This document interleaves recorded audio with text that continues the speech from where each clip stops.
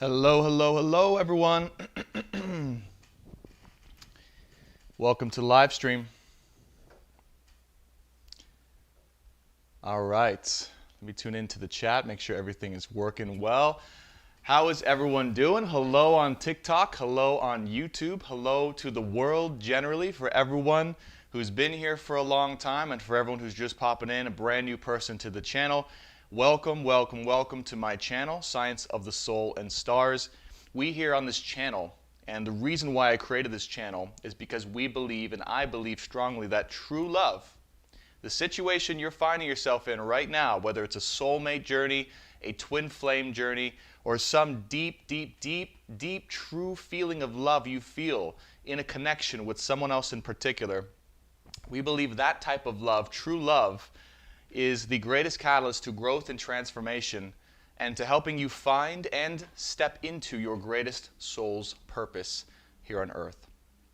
So welcome, welcome, welcome to the channel. I'm so excited for today's Sunday Collective. All right.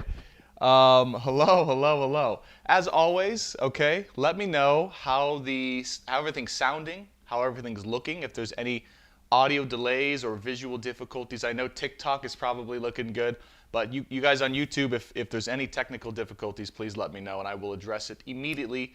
That way we have a clear connection to one another. Okay. Hello, hello, hello. I'm looking at the chat here. The beginning music always gets me hyped, says Christina. It gets me hyped too. You guys don't see.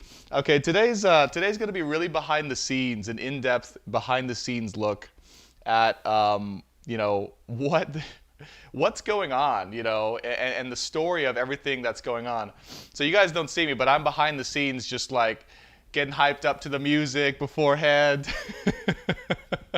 and just getting into the mood and drinking cacao and meditating and calling in my personal guides. So I get ready too, and I get hyped up with the music as well. So it's as much it's as much for you as it is for me, is what I'm trying to say. Okay, good. Rattlefin says looks and sounds great. And Brandon, I feel too old to sign up for TikTok. I don't know what I'm doing. You know what's crazy is I thought the same thing, Fireflies. I was like, I was so hesitant to sign up for TikTok. So I'm like, it's just a bunch of, you know, little kids on there and they're doing crazy, weird, funny videos. And then I realized, holy crap, the amount of people who have told me, and we're going to get into the subject of today's video in a second. I always go on tangents, but I'm going to stay focused on this one. The amount of people who have told me that TikTok has changed their life through the spontaneous utilization of spirit with technology combined into one vehicle, right? I believe spirit uses technology to give certain messages at certain times through synchronicities, especially if we're looking and open to a sign. And so spirit just uses TikTok, I believe personally, as a way to give a certain message at a certain time to a certain person. But anyways, let's get into the content of today's video.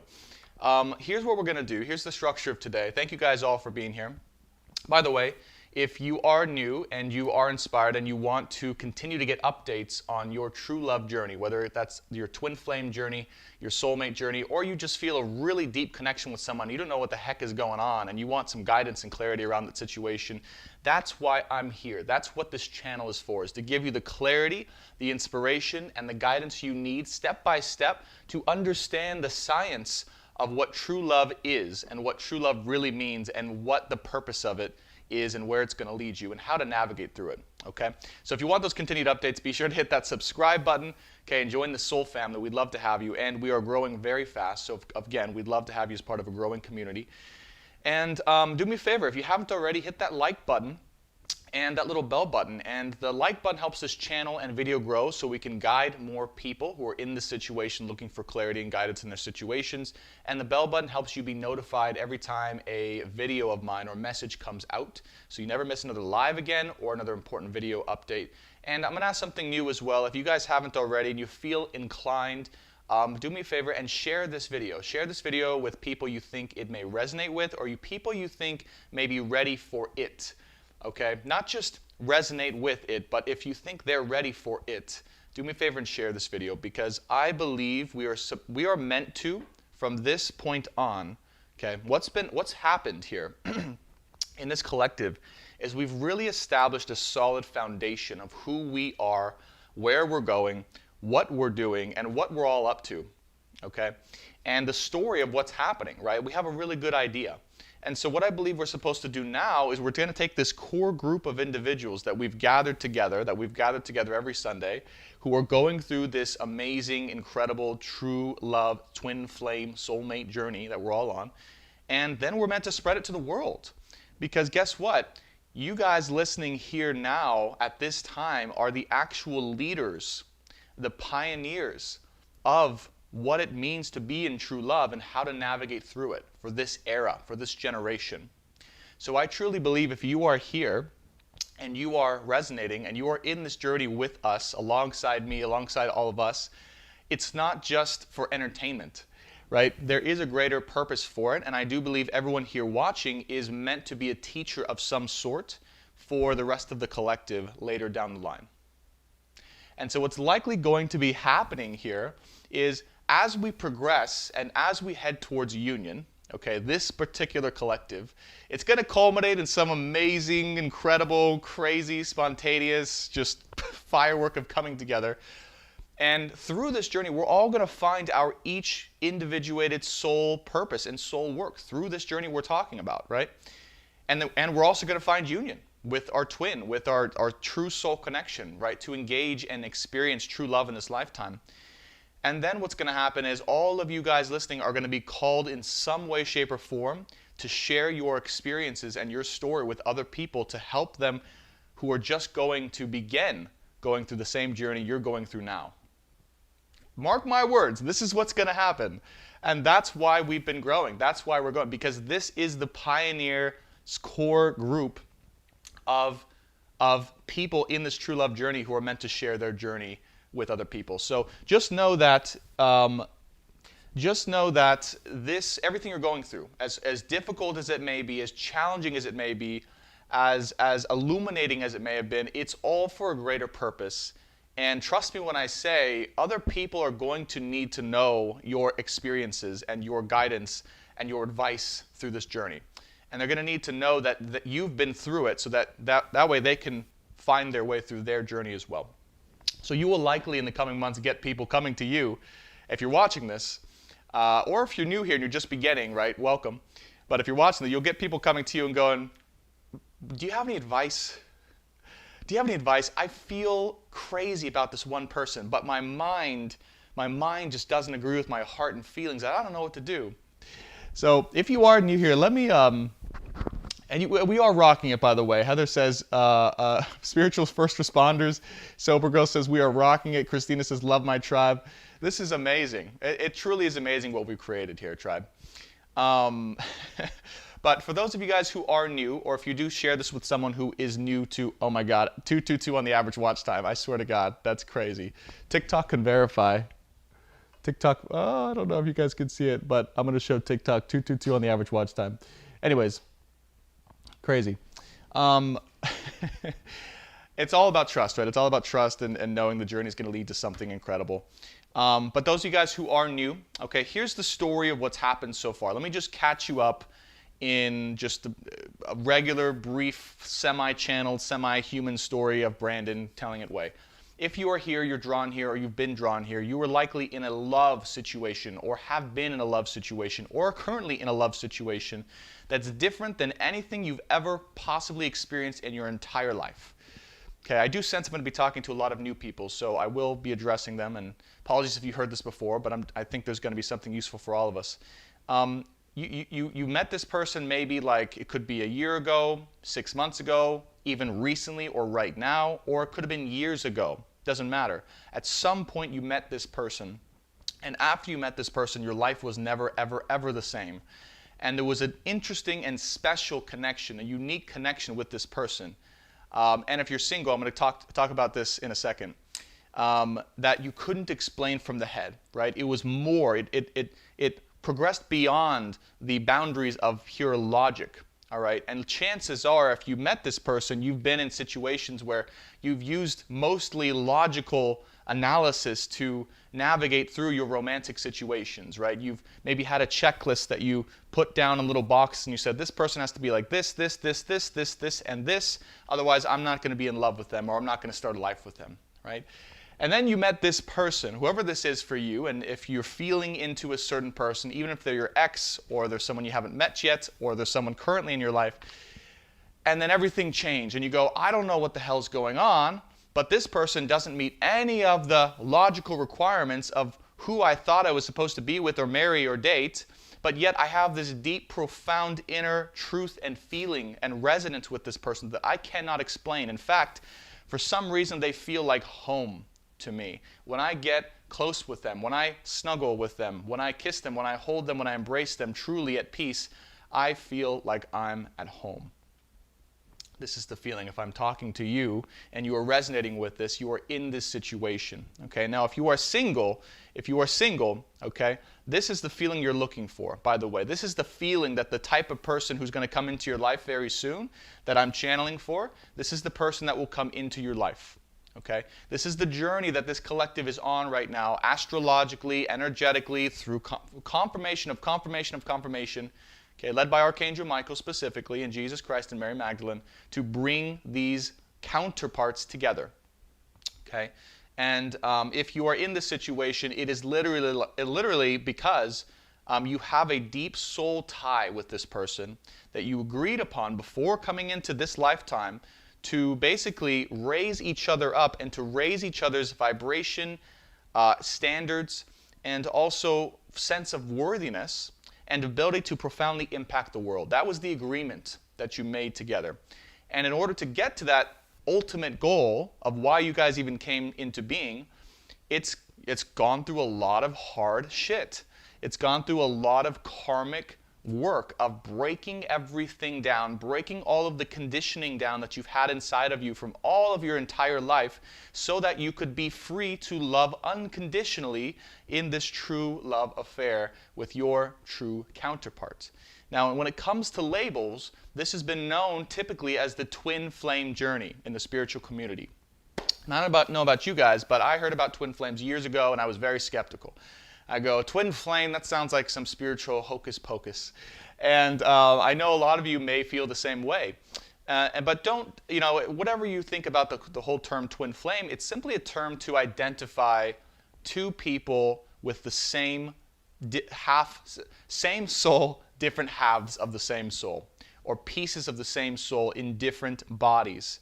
Okay? This is why you two, right, when you come together, one, feel like home energetically, and two, this is why you trigger the crap out of each other, because you two are a perfect mirror for one another to see exactly what your crap is inside of you, okay, that you need to work on. So whatever they give to you, it's a projection, really, of what's going on inside of you that still needs to be healed, okay?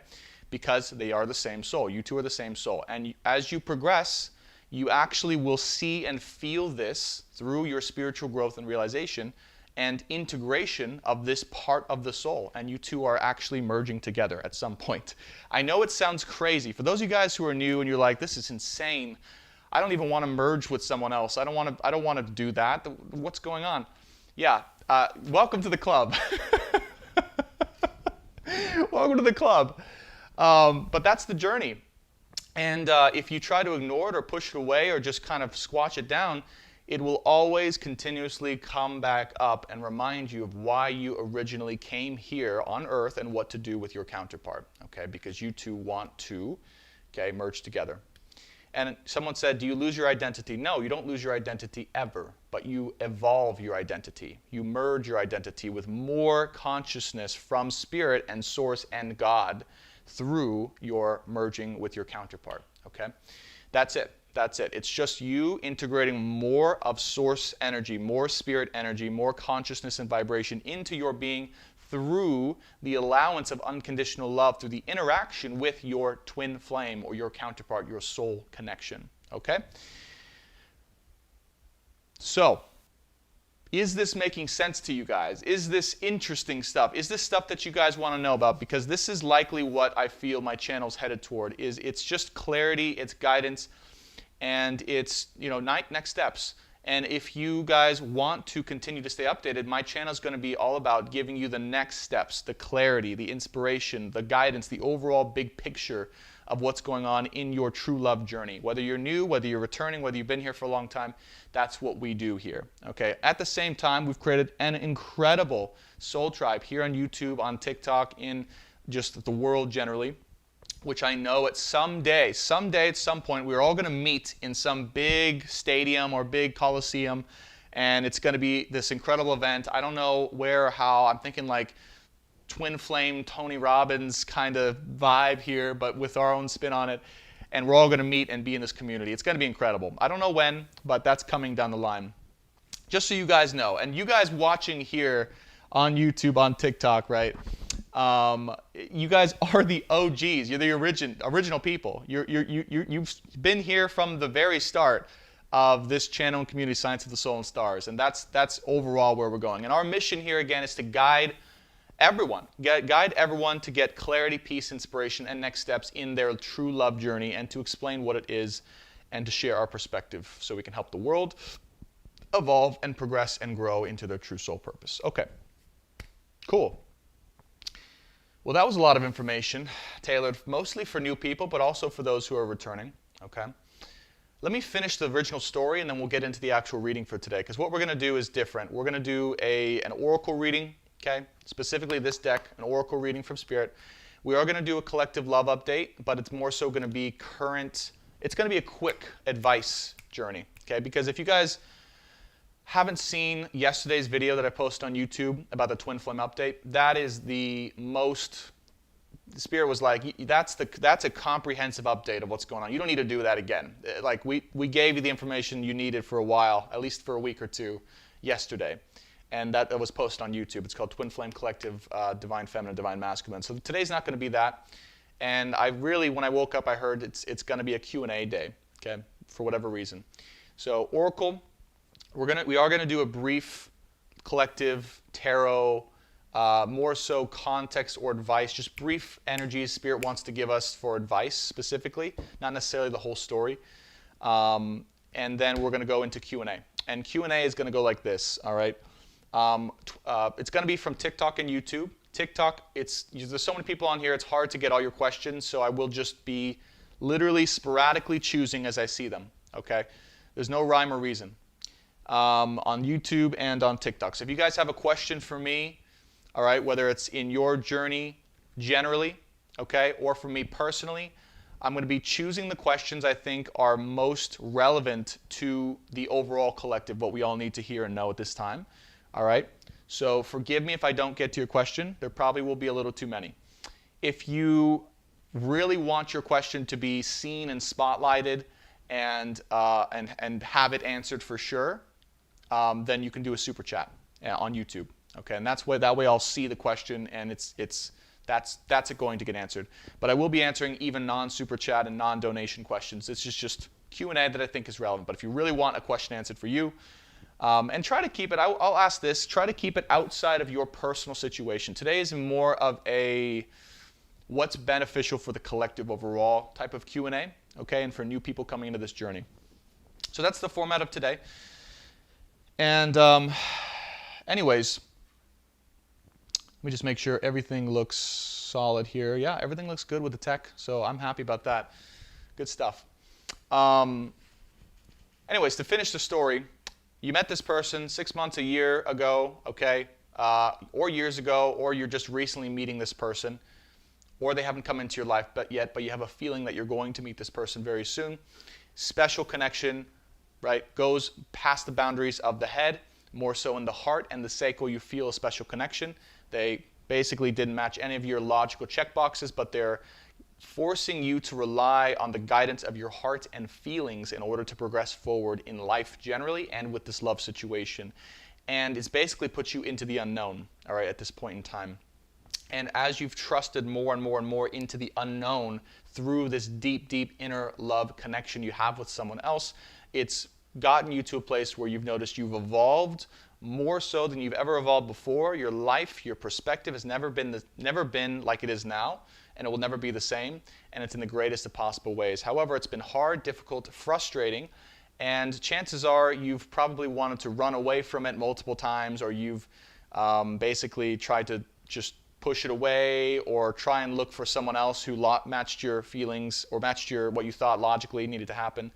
And none of that has worked out, because nothing, hear me now, outweighs the power of the heart and how you feel and what your soul wants, okay? And it never will. So the journey here is to trust in that. You're supposed to be trusting in that unconditionally at this time for one specific, tangible situation and or person. Now, this is where the channeling starts that I have to share with all of you right now. Okay, this is where it starts. Yesterday, I had a tremendous, I'll say, download, opening, realization, whatever you want to say. And it was that the stages of evolution that's been happening for this collective has been first trusting in the unknown of all of it. Okay, so trusting in the heart, the feelings, the intuition, generally, and knowing that it's all going to work out in the highest of goods, okay, of highest of good. And then we've got to a point, okay, and it really kind of split off. Really, I felt this split off, this Two of Swords energy, this choice energy, where you could continue to do that in more of a general way and kind of trust in the unknown of it all and say, well, if it works out, it works out, and I'm just going to go for the highest good, like, just guide me, Spirit, I'm whatever, I don't really care. There's that. And then something about that didn't really feel right anymore. Something about that kind of felt a little weak. It felt a little bit like it was old. Felt a little bit like, and it's 1:11 on the TikTok, so I know this is channeled now for the collective. It felt a little bit like it was stagnant, and it felt a little bit like it was just kind of an excuse, I would say, for lack of a better term. And the new way of being, to grow from that, is now to take all of that trust in the unknown generally that we've been learning and going through, and to harness that into a specific situation, and I'll say it, even person, okay, and life vision generally that we'd like to have. And that's the choice. That's the choice, okay? And I really feel for those of us who are ready to take that next step and to really hone in specifically and be very clear, it's like, even if there's no tangible proof, but I feel it in my heart and I know, I'm wanting and I'm desiring to be with in union this specific person, this specific soul, this specific life with this person. And I am manifesting that actively. I don't know how it's going to happen. I don't know when it's going to happen. I don't know in what way, Spirit, it's going to happen, but I am manifesting that if it's the last thing I do on this earth. And that is the energy we've now stepped into. And it's scary. Okay? It's bold, it's courageous, and it's a little crazy. It's a little crazy. And I remember, I had a recent session with a client, and I won't say her name, but if she's watching, she knows who she is, where this question came up specifically, and it was, hey, should I be manifesting the highest good generally in love, or should I manifest this specific person? And I said, well, at that point in the time, I hadn't realized, okay? I said, well, it should probably be more so the highest vision of life overall that you can have. And since then, it's evolved into something more tangible and specific in, you know what? If it really is in resonance, if your highest life vision, and you know, really is in resonance with being with this particular person, and you know this and have the power and the awareness, right? Likely as the divine feminine in this connection, then you are in charge of manifesting it. You have the choice as to whether you want to choose this specific life path with this person. And simply, what I'm hearing now, simply by you choosing that path in your heart, by being very solid and real in your heart about what you choose, saying to yourself, you know what? I do choose this person. And I don't know how it's going to happen. I don't know when it's going to happen. And I have no desperation of it happening or not happening. Right? I have no attachment to it. I am still free. Regardless of what happens, I am free. I am happy. And I am in my power. But I do choose this path. That is the next step and the next level. At least for which I've been guided. And if you guys agree in the chat, let me know. If you guys have realized something similar, okay, let me know in the chat. Let me know how you're feeling about that. This may be a little crazy for a lot of people. This may be a little triggering. This may be a lot of everything. I know it is for me. But I'm just sharing what's coming through right now, is that is the next level of the journey of, all right, I'm very solid, I'm very specific, and I'm very much going on this focused path. And we've evolved past the generally going to manifest what's highest for our highest good. That's all there still, but we're adding that into I'm choosing one specific journey, one specific person. Okay? Energetically. For those of you guys in separation, energetically. If you're with this person, then energetically and physically. And if you haven't met this person, then holding out or knowing that this person is coming into your life, the person that feels like home, that you feel different with every time you see and talk to them. Okay?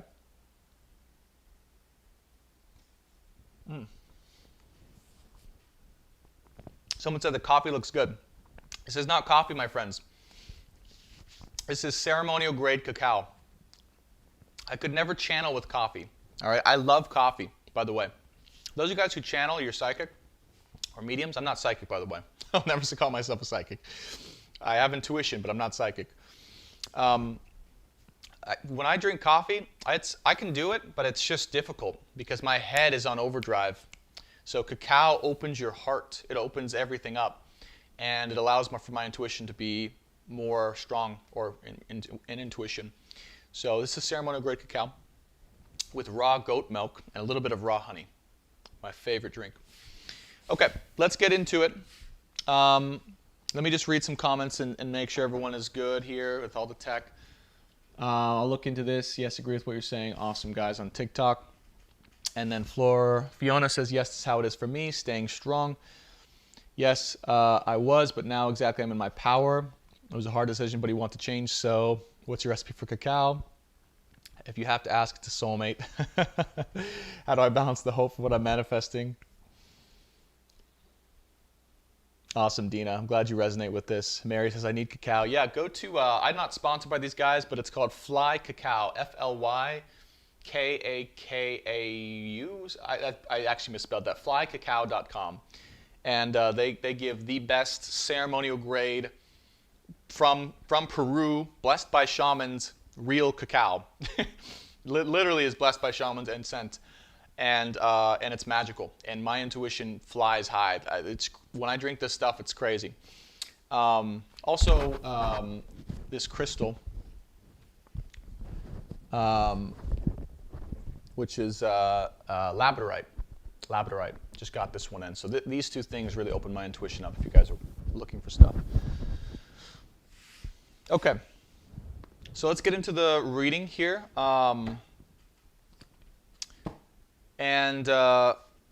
First we're going to start off with just a channeled, I know the prelude's always so long, 34 minutes of just talking, right? It's like, I always wonder, I'm like, Brent, are you going to have enough things to talk about this time? It's like, where does this stuff come from, you know? It doesn't come from me. I'll just be very honest with you guys. It doesn't come from me. All right, so we're going to get into the channeled oracle reading here. And save your questions, guys. Save your questions. I will be answering a live Q&A here after the first part of the reading. So save your questions. I will be taking all questions, even non-donation, non-super chat questions. If you do want to throw a super chat, you're welcome to, and I will definitely answer that question, so long as it's not a personal situation. All right, that's the one boundary I'll put for today. Please do not ask and super chat personal situation questions, okay? I won't be doing private readings today, but it will be general for the collective. So please try and put questions that are good for the collective overall and that you're wondering about, all right? Okay, so let's get into it. So opening the ceremony now between myself for TikTok here and YouTube Live, calling in my angels, spirit guides, loved ones, masters, wise ones, Archangel Michael, specifically Archangel Raphael, Jesus Christ, and Mary Magdalene. Please, welcoming you into this ceremony. Please join us, if you would, for clarity and guidance in this current love situation for the twin flame, soulmate, and true love connections happening here on Earth. What does the collective need to know in love and in life? Specifically in love, though, for our highest good at this time. Any context or advice that we need to know in love and in life for our highest good at this time. Thank you so much. The ceremony is now open. All right.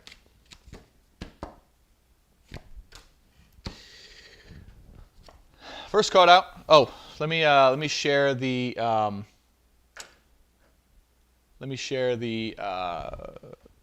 other screen here. Someone said finally. I'm sorry. I know. I take a long time to get into it sometimes. All right.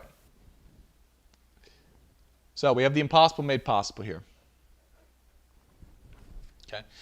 For TikTok, there you guys go. All right. The first thing I see here, right? For those of you guys thinking and feeling that this situation has become something that's impossible, something that's never going to happen, something that's outside of the bounds of your reality in 3D physical reality.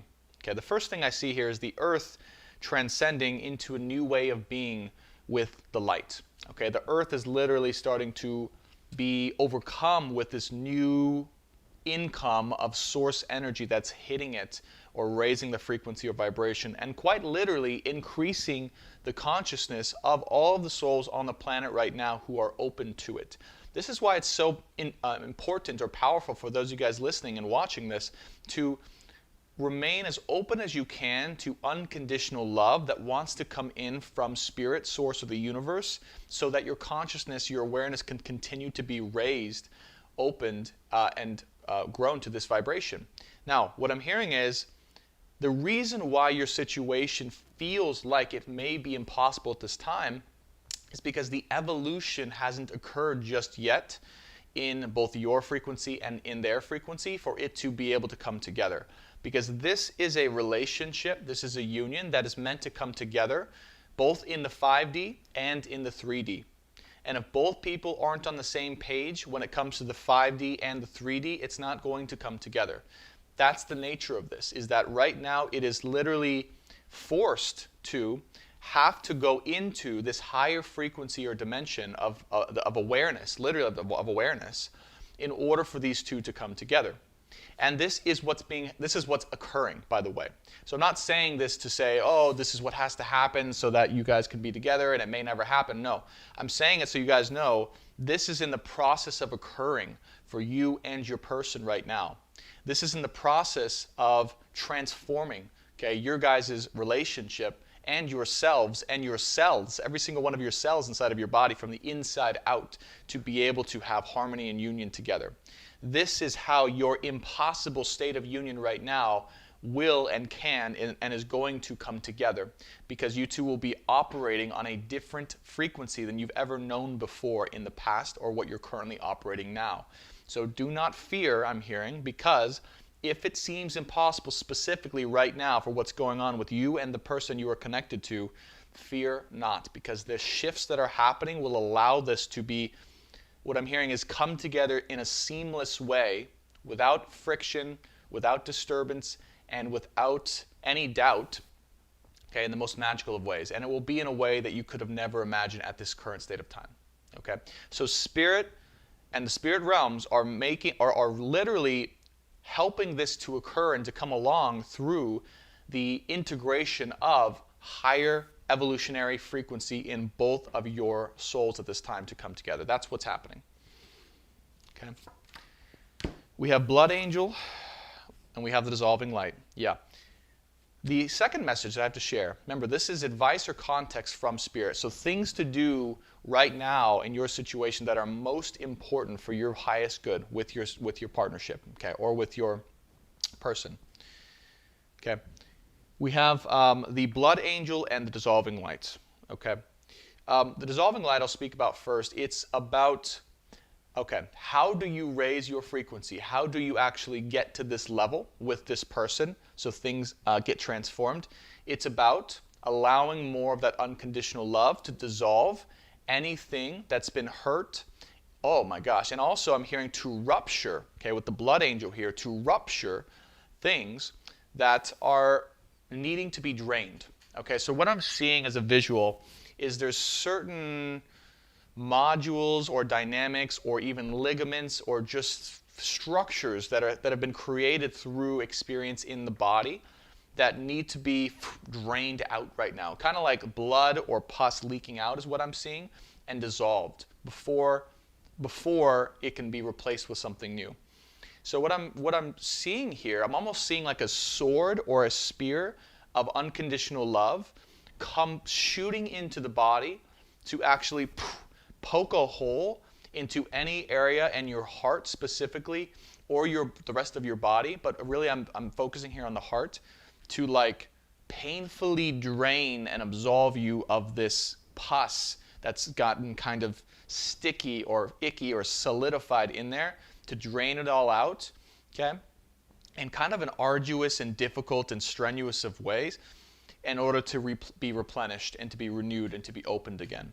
So this is the process needing to happen that Spirit wants to happen. So you guys might be, okay, here's what I'm hearing. The reason why this is important.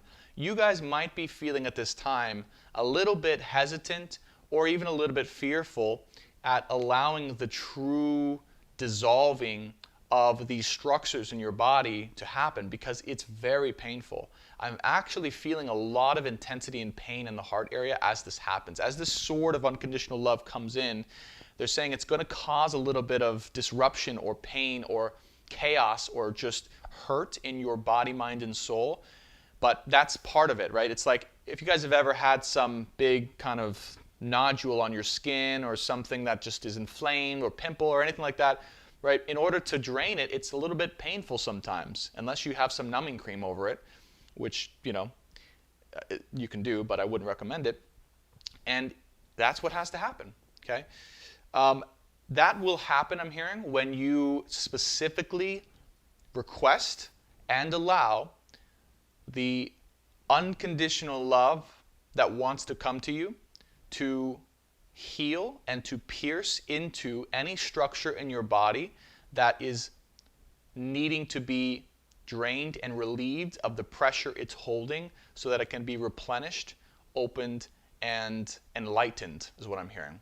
So the command or the spell or the saying that you guys can say specifically with this chapter here that I'm hearing is unconditional love, asking for the power of unconditional love, giving full permission for the power of unconditional love to come through me at this point in time and to pierce and to open and to relieve me of any pain, wounds, trauma, or darkness in my body that needs to be relieved or expelled from me in order to be replenished through this power of unconditional love. Something along those lines. I want you guys to practice saying that, feeling that, laying down and meditating with that. This is your spell at this time. This is your work. This is your advice here from Spirit. Okay.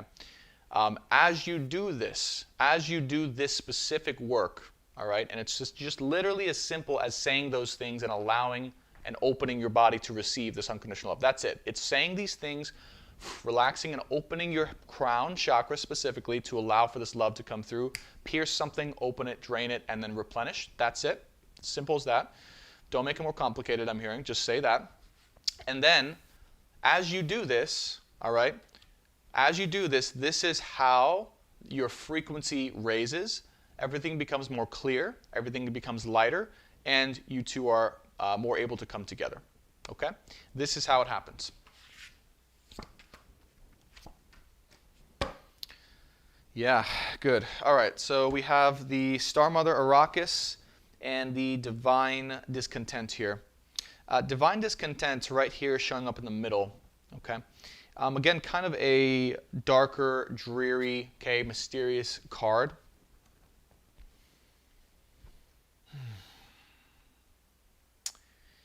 Yeah, what I'm hearing here, yeah, okay. Okay. What I'm hearing here with this Divine Discontent card is whatever area of life that you are currently feeling discontented with. Okay. Whatever area of life that pops up into your awareness that you are feeling discontented, dissatisfied, or just maybe a little bit like it needs more focus, okay? Like it needs more focus, like it needs more energy, like it needs more creation, okay? What I'm hearing is to go and to put yourself into that energy into that way of being and into that area of life with a very specific focus. Okay? So what I'm hearing is if you're listening to this, there's likely an area of your life that's been calling for more of your attention. Okay, there it is. It's been calling for more of your attention. It's an area of your life where you feel not fully content with, outside of love. It could be in love, or actually it could be either one is what I'm hearing. Okay, for some of us it's outside of love, for some of us it's in love specifically. But there's an area where we feel we haven't been giving enough of ourselves. Yeah. Okay. And if you're listening to this, I'm hearing you know what that area is. It could be in love for some of you, needing to put more energy into love. It could be outside of love for some of you as well, for those of you who have been giving too much energy to love. But it's an area that's been calling for more of your energy, that subtly and intuitively you've known you've needed to put more of yourself into, but you haven't. And what the divine is saying here is that that part of you that hasn't been fulfilled, or you haven't been putting energy towards, has a bit of discontent towards it that needs to be fulfilled. Okay? So what it's saying is, whatever the area that is for you, they want you to dive into that specifically headstrong and focus so strongly on it that nothing else gets in the way. Like what I'm seeing is just like tunnel vision on this one subject or thing in your life, to just put all of your energy into it, whatever that is. Whether it's healing, whether it's love, whether it's your career, job, abundance, business, whatever it is, focus on that and make sure you are fully content with every aspect of your life that can possibly be content with, outside of the things that are outside of your control. Okay? Not including the things that are outside of your control. The things that you have in your control, that you have discontent around and dissatisfaction, focus all of your energy on that. That is the key forward at this time. Okay? And Star Mother Arrakis.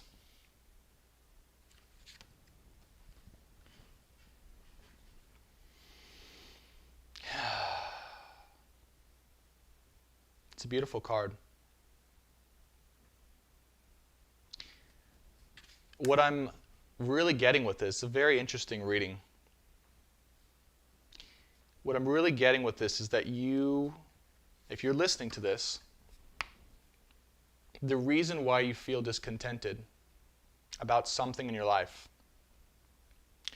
is because you have this specific guide with you. And it's like, what I'm hearing is it's like an ascended guide. It's like a special guide, okay, that's with you right now.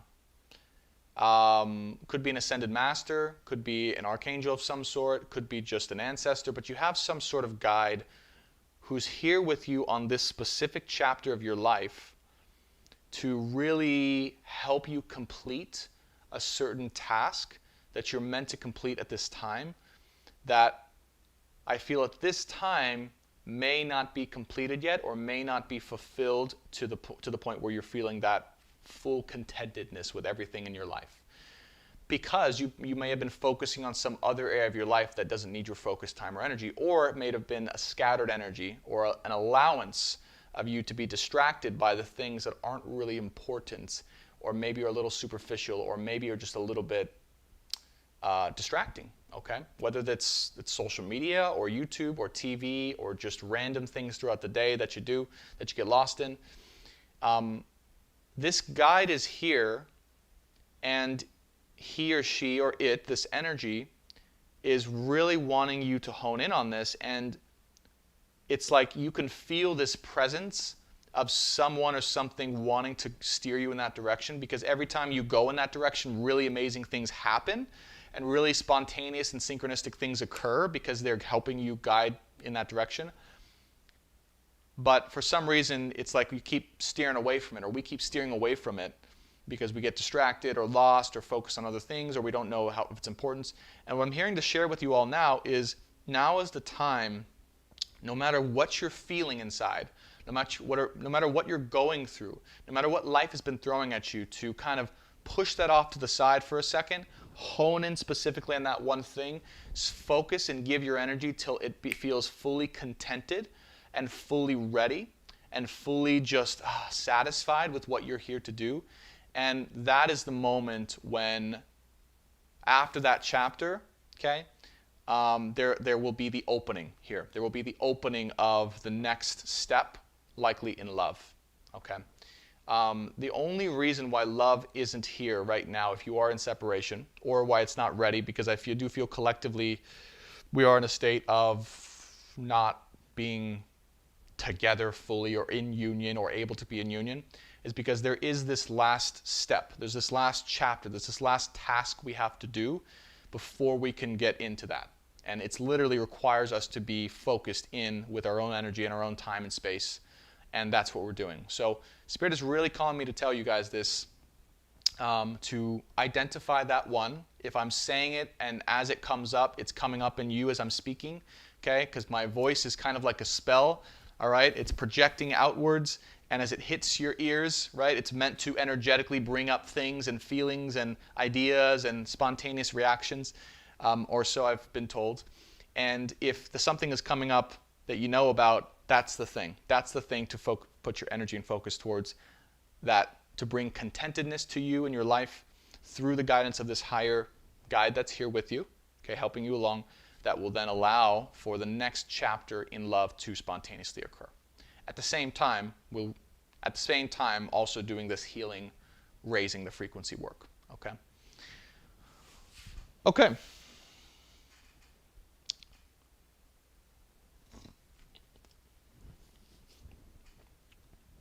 All right, so that was the first part of the reading. Very interesting reading. Again, bottom of the deck we have Celestial Rose of Ma. And it really is just this dark portal. Sacred convergence here.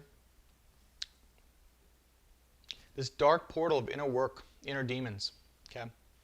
The things we've been putting off, the things we've been putting to the side, the things we've been overlooking in our life up to this point. Okay. So that is the clarity or next steps, or why, all right, at this moment in time we are not in union and harmony, because there is some type of thing, some type of task, some type of contentedness we're seeking in some area specifically in our life that we're called to focus all our energy into indefinitely until we have a feeling of contentedness that spontaneously arises. Okay? All right. And if you guys have questions about that, please save them till the Q&A here. Let me know if you guys know what that is for you. This will be kind of fun. Shout it out in the chat. If you guys know what that specific work is for you, that you've been putting off, that you know is required, right, to give you the contentedness you're seeking, okay? Let us know in the chat. Okay, Sana says it's shadow work for her. Okay. Sober Girl says note to self, focus.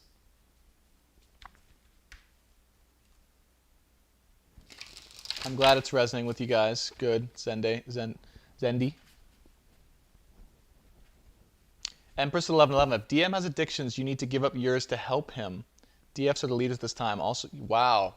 Yes, I could not agree more. Thank you for saying that. I've actually worked with some clients who this question came up where they're like, well, you know, my counterpart or my masculine person or whatever, you know, they're addicted to pain pills or drugs of some sort, or they're going through this. And every single time, without even question, there happens to be some sort of similar type of addiction in the other person's life.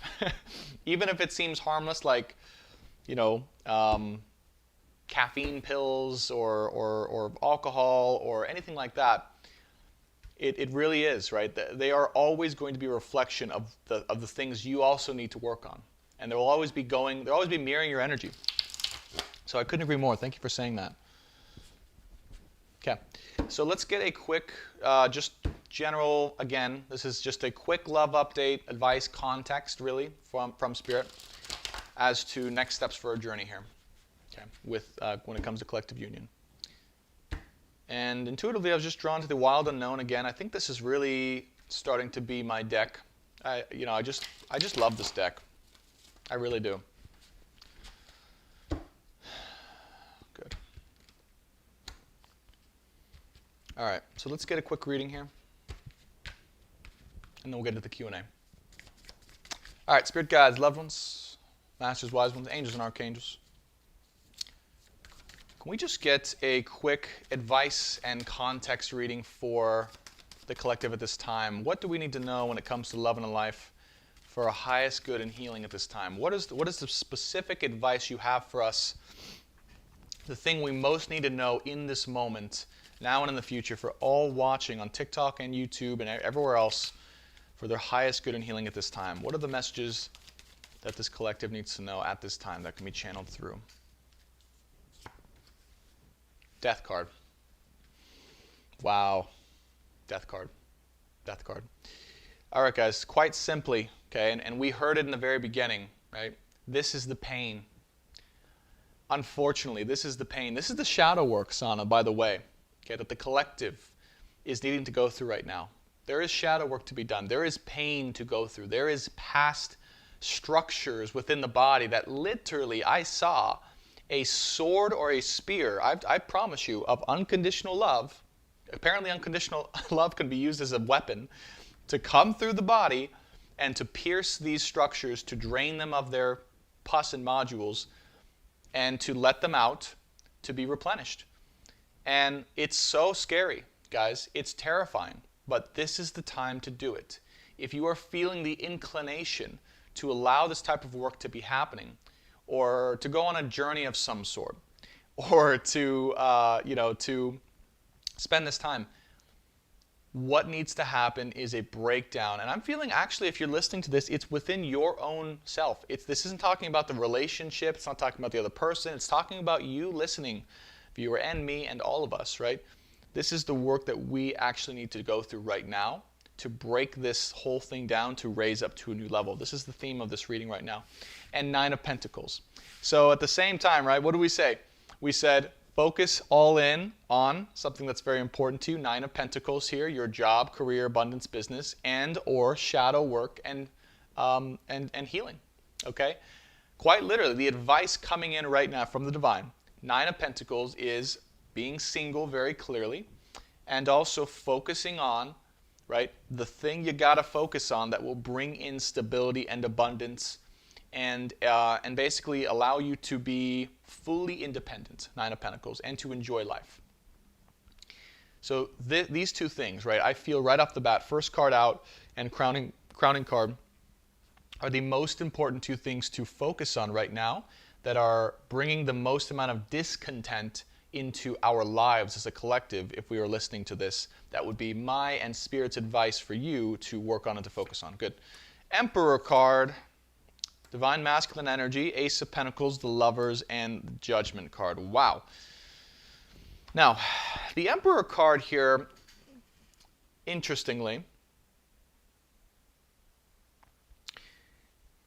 because what I'm feeling here, it's not talking specifically about the Divine Masculine in this context here. I'm feeling it's talking more about you as a listener with advice, taking control of your life, taking control of the structures of your life, putting into place more healthy structures in your life to support your magic, your abundance, your creativity, and your healing, of course. So being more disciplined, okay, creating more stability, and creating a new foundation for yourself. Ace of Pentacles, the Emperor card, Nine of Pentacles, and Death card, right? These are healthy, stable structures you can put into your own life to help support your healing, help support your shadow work, your transformation, and your abundance at this time. And I'm hearing too that if you're listening to this, you know the structures in your actual human life that need to be put in place or need to be listened to or followed through in order to progress. Okay, so start to do those things, whether it's going for a workout every day, whether it's doing journal work, whether it's stretching, whether it's running, whether it's cooking healthy meals, whatever it is for you, a certain drink at the start of the day, start to put those things in. Okay, at the same time, the divine, I don't want to go there. I'm really not feeling called to focus in on that energy. I'm focusing on advice for these listeners watching now. Although I did hear the Divine Masculine here is in his own way, okay, preparing for, like the Divine Masculine part of ourselves, really, is what it is. It's divine masculine energy being brought out. Ah, that's what it is. So even if you are in the divine feminine energy or you resonate with that more, the balance that's happening is your divine masculine part of you is wanting to come out, to be strengthened, okay, and to help support you in your own life to hold your magic. Does that make sense? So that was the message. So it's not talking about your counterpart necessarily. It's talking about you and your divine masculine energy within you to hold the structure for your magic in your life and your divine feminine. Now, the Lovers card came out in the first row, so that's fun, and the Judgment card and the High Priestess. Okay. What I'm hearing here is it's time to let go of the. It's time to let go of your need, and I feel a lot of us have reached this place, but it really is time to let go of the need to hold on to or to worry or to wonder if this union's going to happen. What I'm hearing is this, is once you make that choice, okay, once you make that choice as to what you're going to do, if it's going to be with one person specifically, great, choose that. If it's going to be with something else or you choose someone else, okay, great, you can choose that. But it's time to let go of the worry or the concern that that choice is going to happen. And we have the opportunity, if you're listening to this, to step into that energy of not worrying whether or not it's going to happen. Because the Judgment card is here. So it's you having made a decision and a judgment, all right, choice made about your true person, the Lovers. And if you're wondering still at this point in time whether or not you should choose this person, or whether or not you should go somewhere else, Spirit is recommending, okay, just take this as an official recommendation. If you were on my channel and you're still watching and listening to me at this point in time, the universe and the guides that are here for your highest good, for unconditional love, are recommending that you choose and make a judgment call to choose to be with that one specific person and not anyone else. Okay? Just let that be known officially. This is what Spirit is saying, to make a judgment call or a choice made about this one person. After you make this choice and decision, if you haven't already, then you can truly let it go and you can truly focus on what needs to be focused on. What I'm hearing is the only reason you haven't been able to focus, or part of the reason you haven't been able to focus on the thing that's causing divine discontent in your life at this current time, is because you haven't decided for sure if you want to be with this person, or if you believe it's possible for you to be with this person, right? Because a lot of that's been that too. You guys haven't believed that it's possible to be with your divine counterpart, right? And what did we get in the first drawing with the Oracle? Impossible made possible. So Spirit is literally telling us at this current time, let go of the fear that this is impossible, straight up. If anywhere in your heart or your mind think that this is impossible, and that's why you're holding back, let that go. Don't let that hold you back anymore. Spirit is saying, let that go. It is possible. Like we literally told you, the impossible is being made possible. The first card out. So, and the first card of this whole reading is the strongest. So they're saying, let that particular part go. Allow your choice to be made through love and desire and unconditional love and all that stuff, your true choice. And then allow it to be left to Spirit. Okay, because the rest, I'm hearing, will be left to Spirit, Judgment card, to put together. So you no longer need to put any energy towards worrying or be concerned or wondering if this is going to happen. It's going to happen. Have faith, let it go, focus on what you need to focus on. By the way, Nine of Pentacles, again, let that go so you can focus on the thing in your life that needs to be focused on the most. Okay. Let's get some, I'm going to shake my cacao up because it gets a little frothy. And then when I drink it, I get this mustache, and I have to wipe my lip like a little kid. So I don't like that.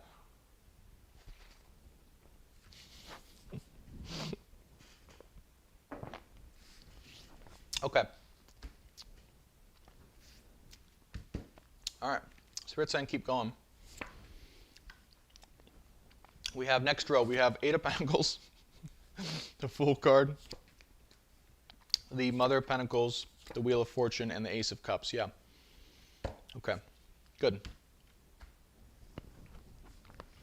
So middle of the spread here, we have the Mother of Pentacles. Okay, and this is a nurturing energy. This is a feminine energy, and it's one of self-care and self-love.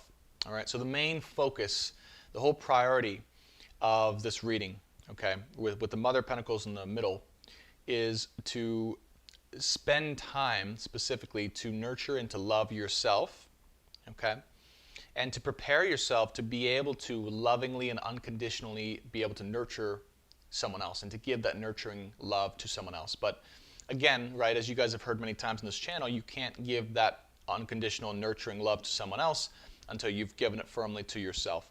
But what you are doing is you're stepping into that energy.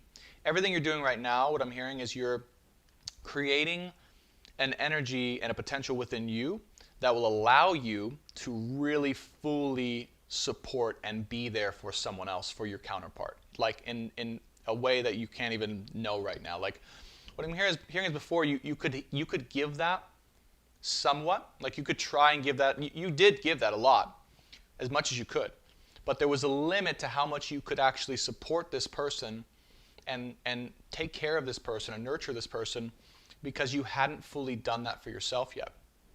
And whenever there's that this separation between, right, your ability to do that for yourself and or for another person, there's a breakdown there. And so Spirit's saying everything you're doing right now is helping you to learn the fullest extent of how to take care of and nurture yourself, so you can then give that to your person.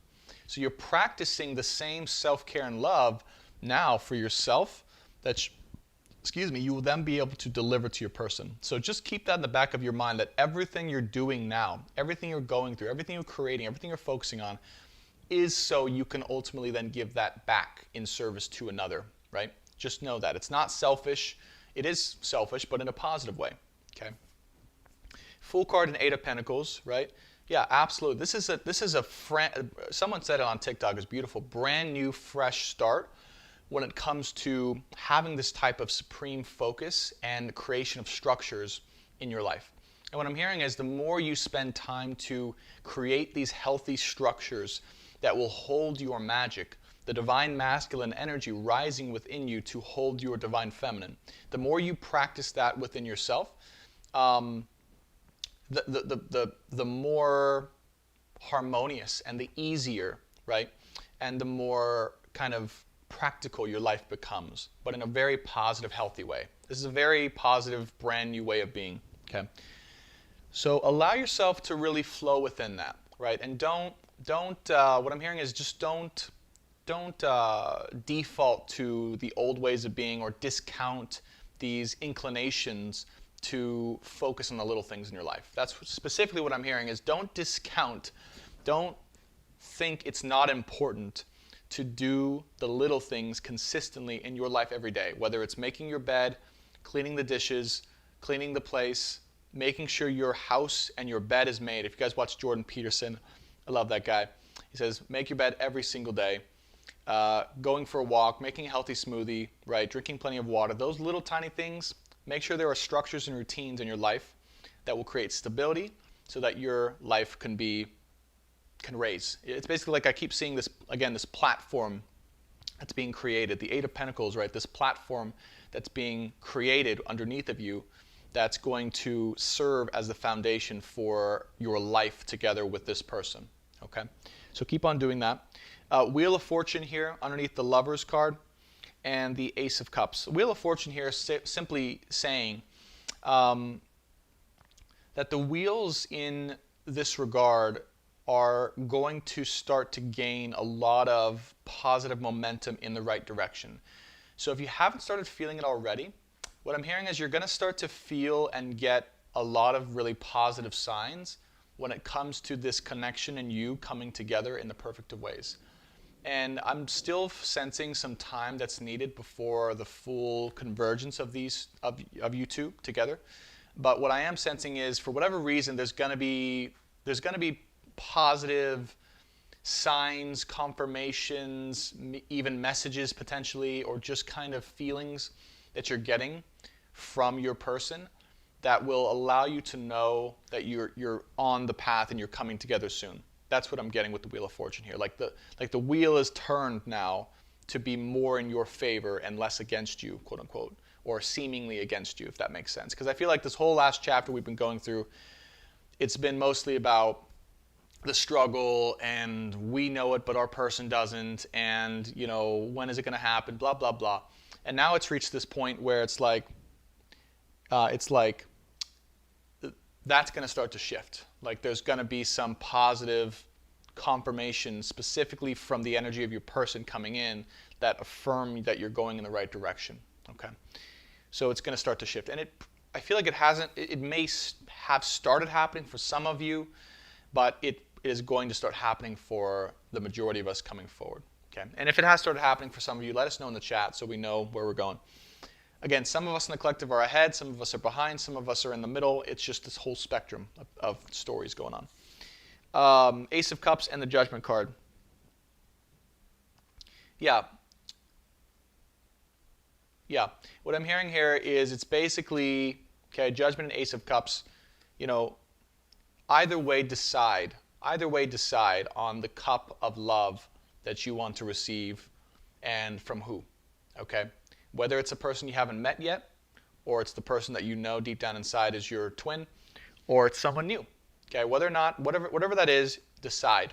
Okay, and be firm on that, because whatever you decide, that is what's going to come to you. That is what's going to be manifested to you. All right, that particular situation. For those of you guys watching right now, I'm serious when I say it's not like a cocky kind of crazy egotistical thing. It's like, no, Spirit wants you to know, if you're watching this, you have the power to manifest this specific person and the situation into your life. It's not like a fairy tale kind of thing. It's like, just decide. You have the choice. Like, you have the real choice to decide. So decide on that particular cup, and then just let it go, is what I'm hearing. Let it go and leave it up to Spirit from there on out so you can focus on what you need to focus on. Okay, let's do one last final outcome row. And I'm hearing to shuffle for this one for whatever reason. All right, final outcome and or context for this particular love update, Spirit. A lot of advice, yeah? A lot of advice in this reading. I like it.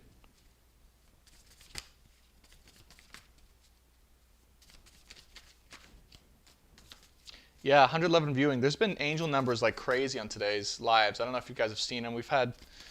I've seen it. I haven't even called it out. It's been like 3 or 4 times I've seen it. Final outcome and context for this particular reading, Spirit. What else do we need to know?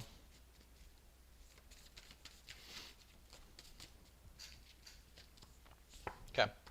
7 of Swords. Interesting. Mother of Swords. Oh, okay. The World card. The Father of Cups. The Father of Wands.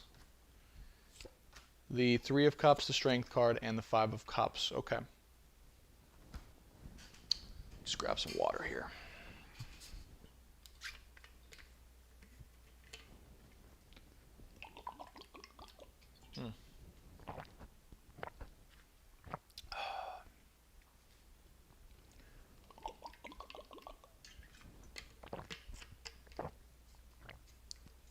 Okay.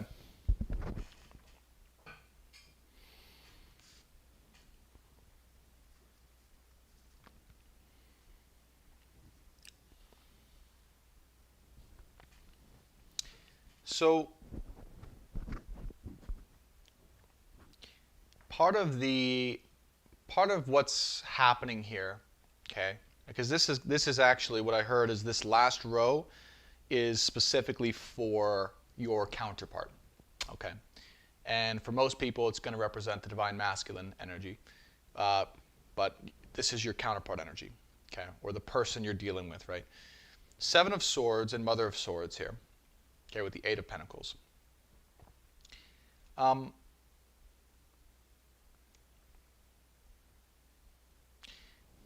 of the reason that we are... Okay, got it. So what they're saying is basically so their work, right, is the opposite work. It's more so opening the heart specifically to be able to address and to know the inner truth that lies within, and to come to terms with that truth, okay? But in yours, since you already know that truth, or you're aware of that truth, or you embrace that truth emotionally, it's what they've been focusing on. and then they're going to focus on what you've been focusing on. Does that make sense? So what I'm hearing is, as you focus all in on one thing, on stability, on your thing that's been causing discontent in your life tangibly that you know about, that you haven't put enough energy towards, that you know has been calling your name, outside of love specifically for you listening. As you do that, that causes them more and more energetically to be drawn into opening their heart and to embracing their true feelings and to, right, diving into and through the Seven of Swords. Because what I'm hearing is they've been focusing all the way in on the same types of things that you're going to be focusing on now. Okay? It kind of went like this. Again, so they're now going to be focusing on, or you're going to be focusing on the things they were, quote unquote, distracting themselves with. Okay, but now it's all becoming clear. Interesting, very interesting reading. Which was all the little things, structures, their work, job, money, career, whatever that is, okay? Just things that they kept themselves busy with to keep the truth out of them feeling. Those are the things that you are now needing to focus exclusively on, interestingly, away from love. And then as you do that, they switch from focusing on that into love. Okay? So it's like this flip-flop. It's very weird. Like, I'm not expecting this to come out, but that's it. So ironically, whatever it is they were doing that they were distracting themselves with, that's now what Spirit wants you to focus on. And then as you focus on that, they're going to focus on what you were focusing on, which is love, and this love situation and their true heart and their opening. So that's why, basically, you're being called to let this love situation, to let the focus go from this love situation and to hone in on whatever it is you haven't been focusing on, so that they can also do that work, okay?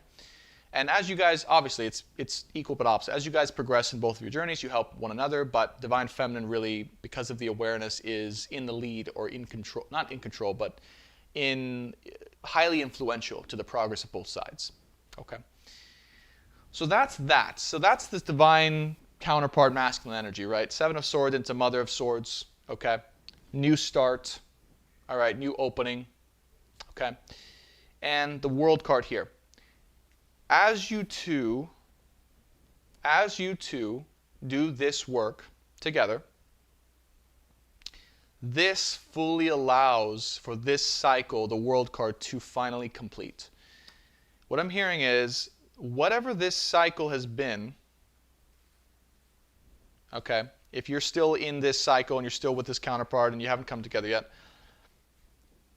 you know, this next little focus here is what allows this last cycle to close out in order to provide the greater context for union.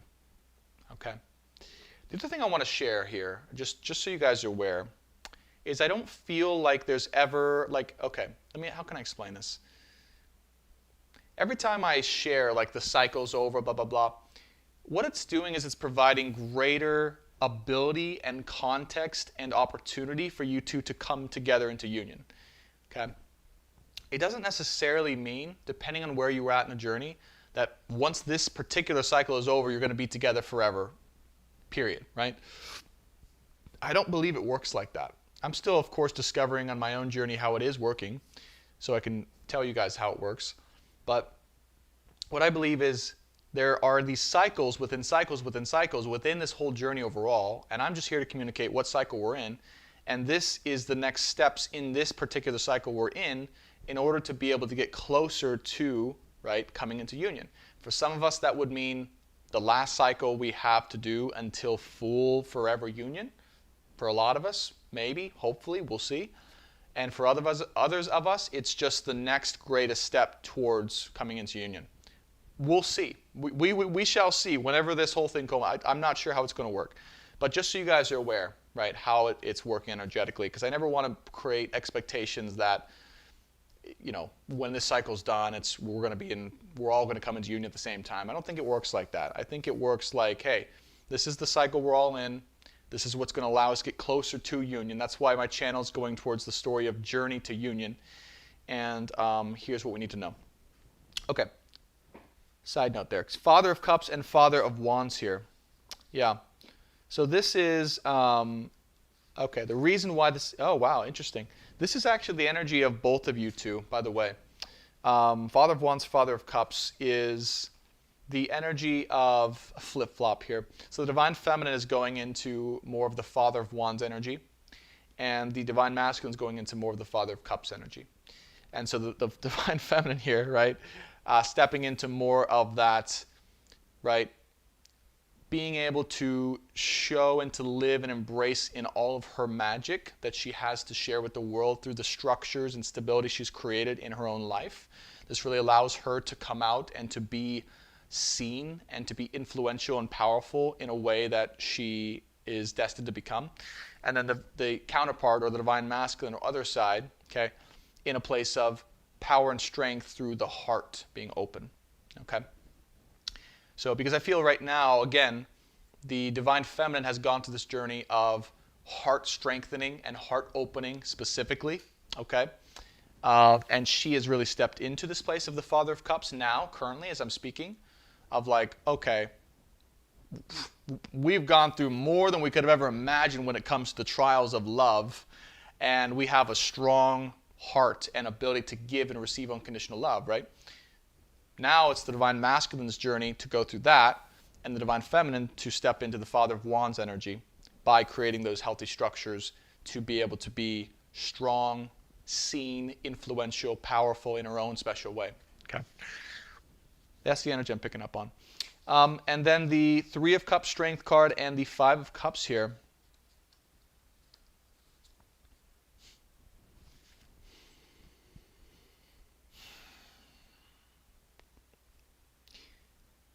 The words coming to me. Sometimes I just get words, right, that come after the cards come out. But the words that come to me here is the return is inevitable. The return is inevitable. The return of someone back into your life. The reconciliation.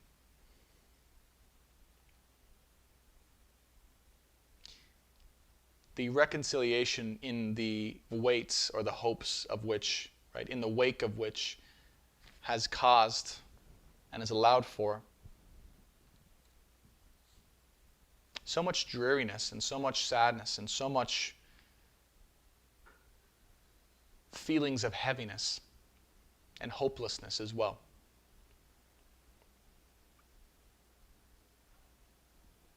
That you must know at this time, okay, as you let go, as you fully let go into this ability to trust the words that I'm saying, the feelings in your own heart, the intuition that you've been guided to believe and to trust into, the person you've been chosen or you've chosen to move towards or to manifest or to hold on to or to be with. You're being asked to, through love and through faith, through unconditional love and through persistence and strength, to know that the return of this person into your life is inevitable. And it is with this faith, it is with this strength of knowing, and it is with this certainty that will free you to be able to focus on the most important things in your life, that are for, not only for yourself, but for the world at large. And will allow you truly to spread your wings and to fly in a way that is destined for you. And the shift here is going to be about you and your ability to be in and give back to the world, to spread your wings as far as they can be spread, and to share your love, your gifts, your magic, your advice, your context with other people who need it the most. What I'm hearing is, now is the start or the precipice after you've been through this incredible journey with everyone here on this channel watching, here and now, right? From the start, wherever you started, now you have been prepared or you are being prepared to be able to share your gifts, share your wisdom, and share your experiences with others around you who will need it the most. And it is this focus, this direction, and this calling that you're being called for and called out towards, or because of, that Spirit wants you to move towards. And in order to do that, you have to let go.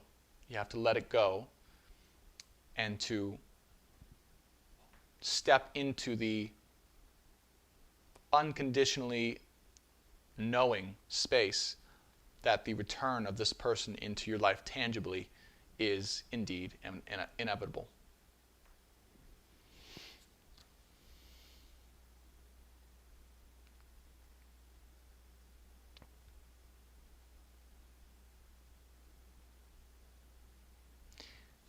And this Five of Cups energy, it keeps calling me out, right? It keeps calling me out. It keeps calling me to focus on it for whatever reason. This Three of Cups and Strength card I get, but Five of Cups,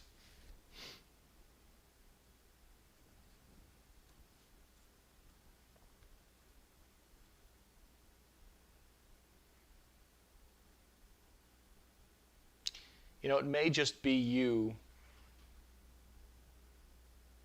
having to,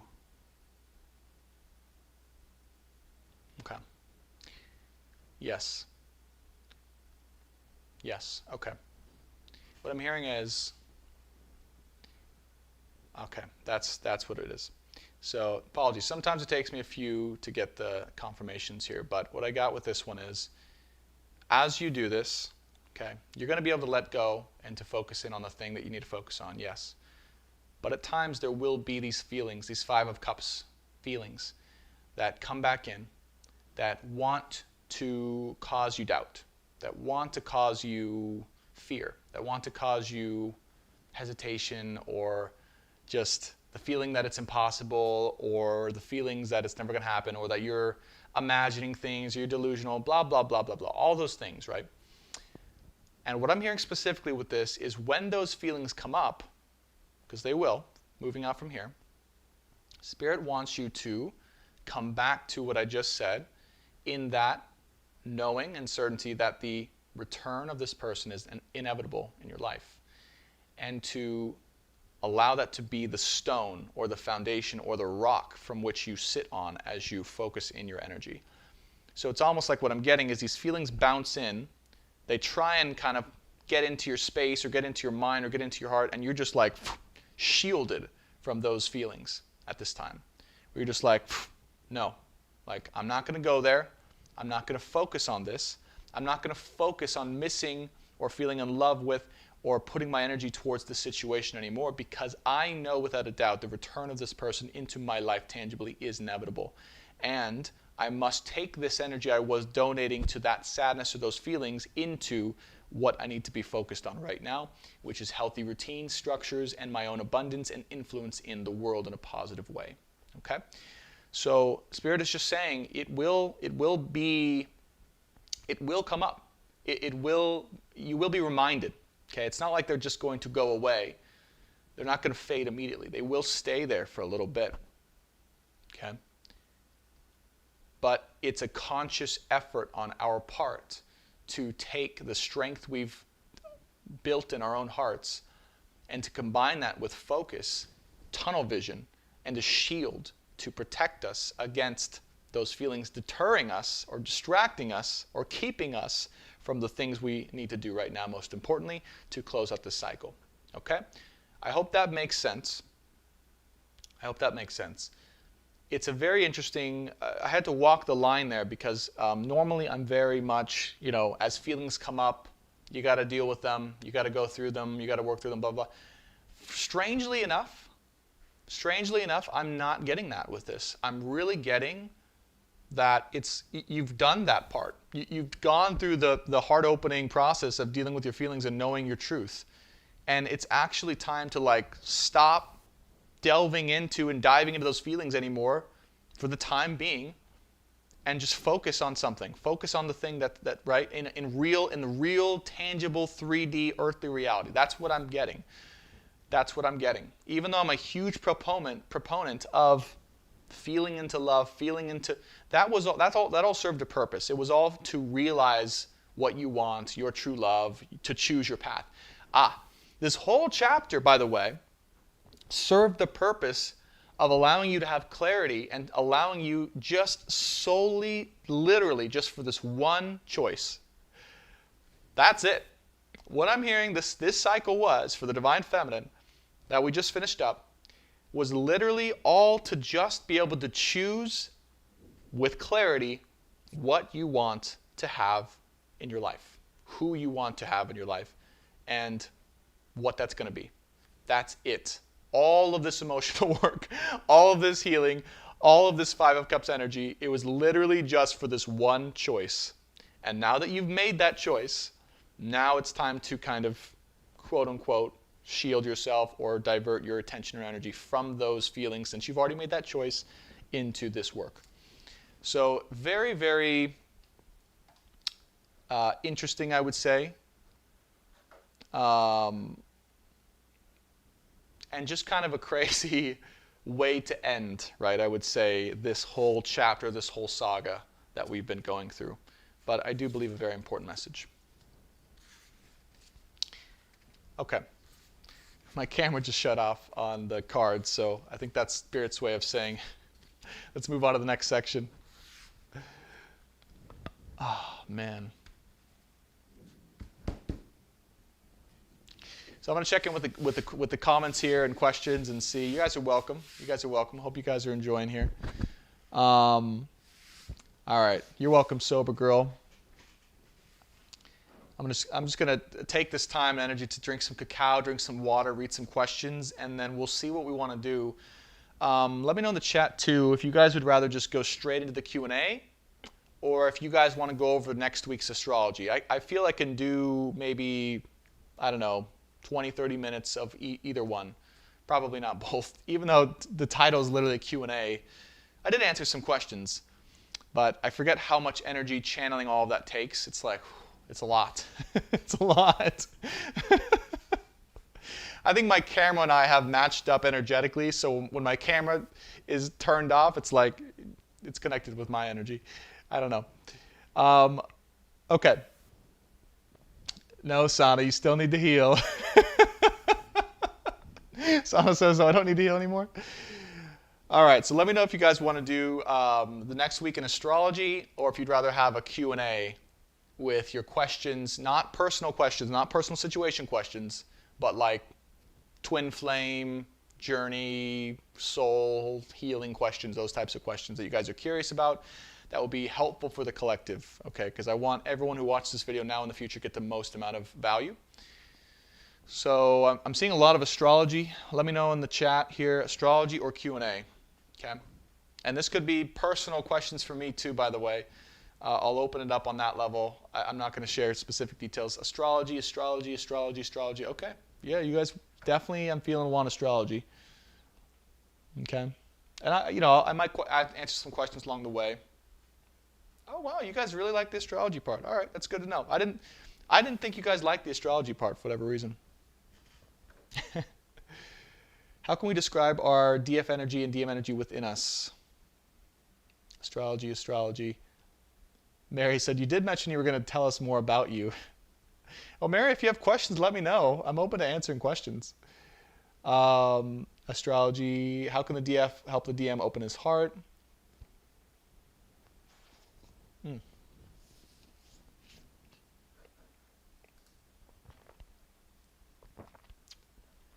Whatever I want to do.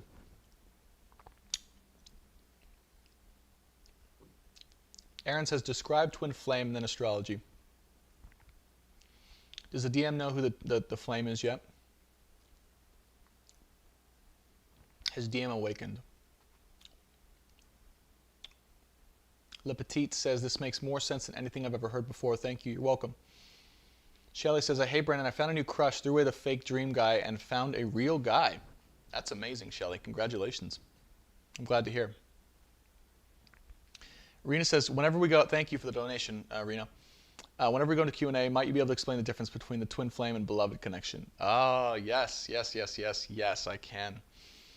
I'm glad you asked, Rena. All right.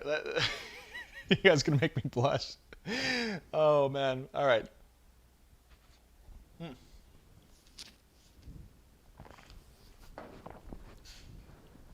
All right. So, Rena, I will be answering that question soon. Let me go into the astrology, and we'll do a quick astrology. Okay. And if you guys on TikTok want to know the astrology, I'll be on YouTube with the charts open, live. There we go.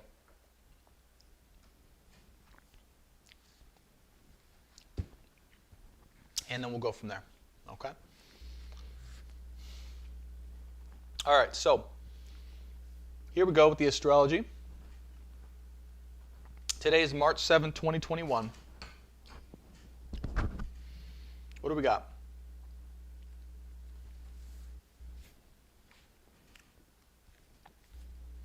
We have the moon in Capricorn making a trine over to Uranus and Lilith in Taurus. Very practical, yeah? Taurus and Capricorn. Okay, moon in Capricorn. All right, Uranus and Lilith in Taurus.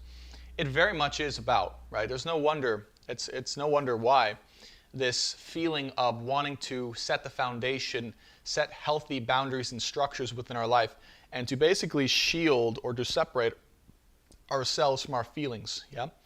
And again, when I say separate, I don't mean to discount them or throw them away. I just mean to detach from them a bit. Capricorn moon here, and by the way, I am a Capricorn moon, literally in my astrology chart.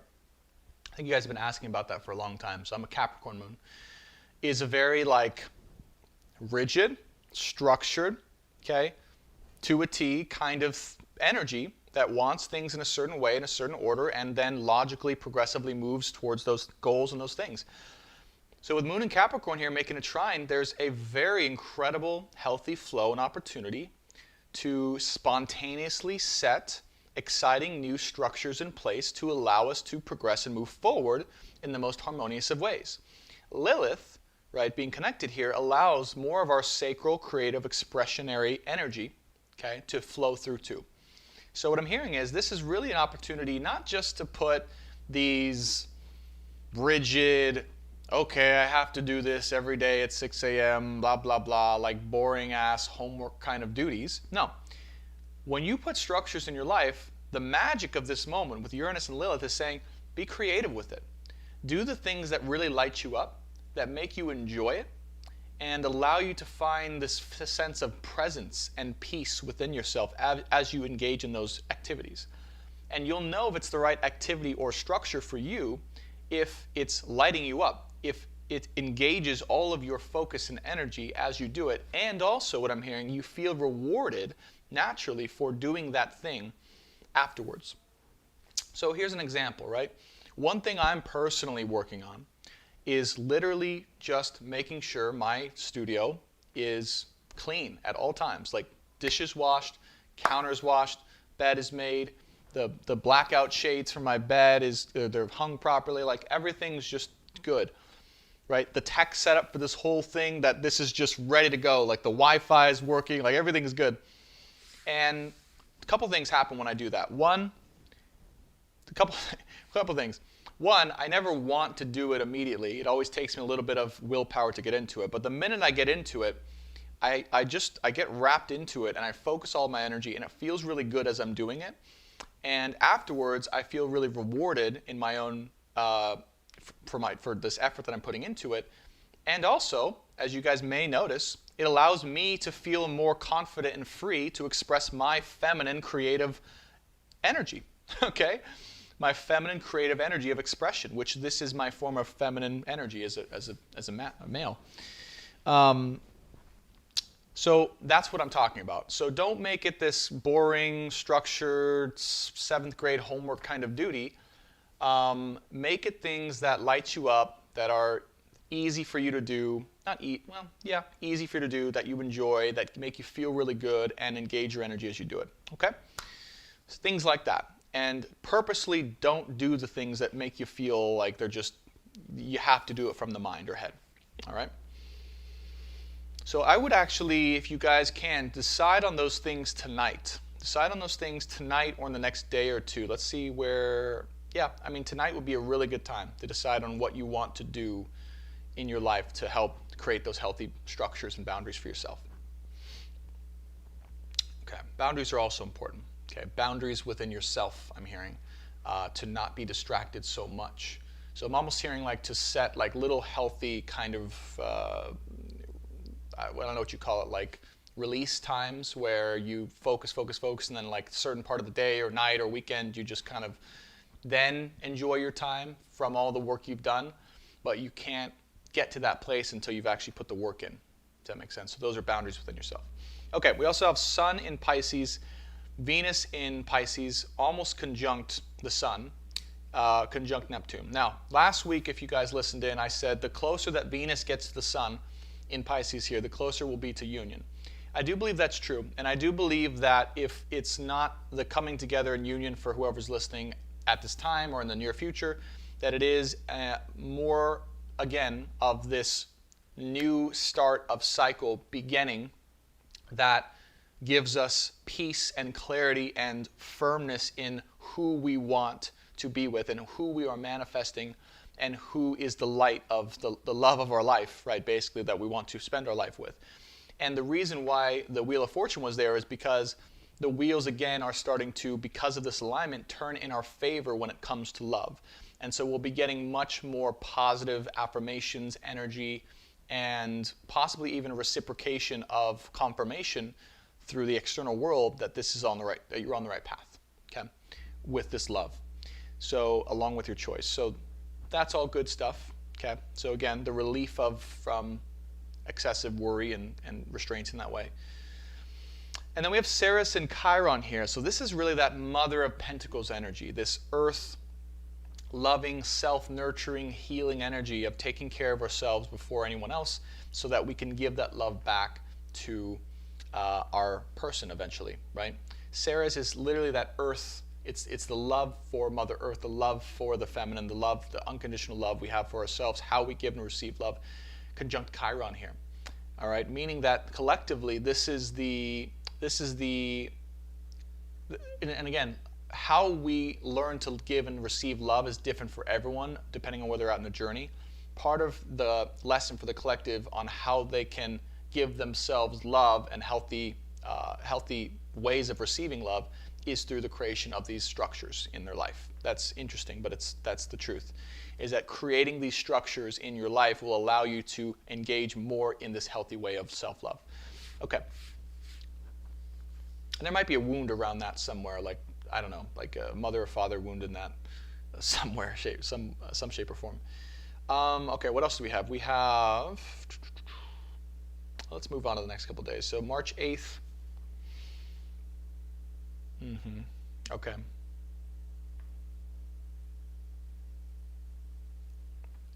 The next thing that stood out to me here for March 8th, 9th, and 10th and 11th, really throughout this week, and this was happening even today, but it stood out to me more on March 8th for whatever reason. The South Node and Juno here squaring the Sun and Venus and Neptune in Pisces. Okay. This is the temptation to cling to old ways of being when it comes to love, or love and partnership specifically. Okay, so it's kind of this, okay, what I'm hearing is it's this clinging on to this way of thinking or believing in an old way that's no longer going to serve your new way of being in relationships and partnerships generally in the future. And what that means is, and the first card that popped out in this tarot reading keeps coming to mind, which was the impossible made possible. If you're having trouble with this, it's because part of you still hasn't allowed for the belief that something that seems impossible at this time can actually come into being in the most perfect of ways. There's a clinging on to the old way of being in love or being in partnerships or manifesting love, actually, I'm hearing, that is preventing you from opening yourself to this possibility of this higher level connection and the way that higher level connections actually come together. This is South Node in Sagittarius. Again, these old ways of believing when it comes to partnerships and love in square with the magic and the ascension and the synchronicities in love and enlightenment in love and illumination in the current present moment with Neptune and the Sun and Venus. And this is going to get more intense, this specific belief and healing, as the days progress. Okay, as this week progresses, actually. You're going to probably come face to face with this, is what I'm hearing. You're going to come face to face with this specific doubt or the specific belief system that's holding you back. So my advice to you would be, oh wow, especially on March 12th. Yeah, look at this. On March 12th, guys, okay, today's the 7th. This is almost a week from now. This is Friday, I believe, of next week. March 12th, we have the moon is going to come in and hit Venus, Neptune, and the Sun, with Sun and Neptune conjunct and Venus conjunct all at once. So that's going to be the epitome of something really coming face to face with this emotional reality, and having to let go of these old belief systems when it comes to how partnerships formulate or work. What I'm hearing specifically is like actually specifically the way that you were in 3D partnerships on the earth and how they came together. That's a huge thing that has been indoctrinated into your mind and your soul about how it works. And what I'm hearing is this new wave of partnerships and love that's coming in is going to work in a completely different way. And none of us even know, none of us know, right, myself included, how it's going to work. We don't know how it feels, how it is to engage in a true love partnership of that caliber and how those come together. So you have to be willing to just surrender whatever it was that you used to believe around how partnerships formulate and what love is and what it means and all that stuff in order to accept that this coming together of a 5D partnership, right? An actual soul level 5D partnership. But actually what I'm hearing is coming together in the 5D way, in the 5D form, in 3D. A little bit complicated there, but the essence of which is just know that that's coming and know that it's going to be something you're going to have to go through a process of embracing and releasing inside of yourself. And this is where that death card comes in. I also get that death card, crowning card for the tarot spread of like, okay, like here we go, spirit, like here we go, unconditional love, like just, I don't know if I can believe this fully, but just take me. Just take me through this and just help me through the process because I'm going to trust in you unconditionally through this process and allow whatever healing or breakdown and rebirth that needs to happen to happen. And take a look at this. This is even crazier. On that day, all right, on that day, we have Ceres and Chiron exactly conjunct at 7 degrees on the same day that the moon is going to hit Venus, Neptune, and the Sun on March 12th, Friday. So this is the death day. Okay, metaphorically speaking, the tarot card, the death card, transformation, this is that day. If you guys are wondering, like, just get prepared for yourself for that day of like, okay, something is coming in. That's the day. Okay, so just be ready for that. I don't know it might be intense because there's mostly squares on this day. All right, it's going to go through an evolution in a big way. So just be ready. Maybe even just dedicating some time for yourself on that day. Creating some space specifically to meditate or to create a little ceremony for yourself or to get a healing or to go through even like a psychedelic mushroom journey. Again, I'm not advocating for any use of illicit substances, but if there were any type of medicinal, psychotropic, positive, and natural substances that could help you be illuminated in even the tiniest of ways, that might be helpful potentially. Even small, tiny doses of which substance will not be named. But you didn't hear that from me. Anyways, moving on. That's enough on that day. That is one heck of a day. So March 12th, look out for that. March 13th and 14th.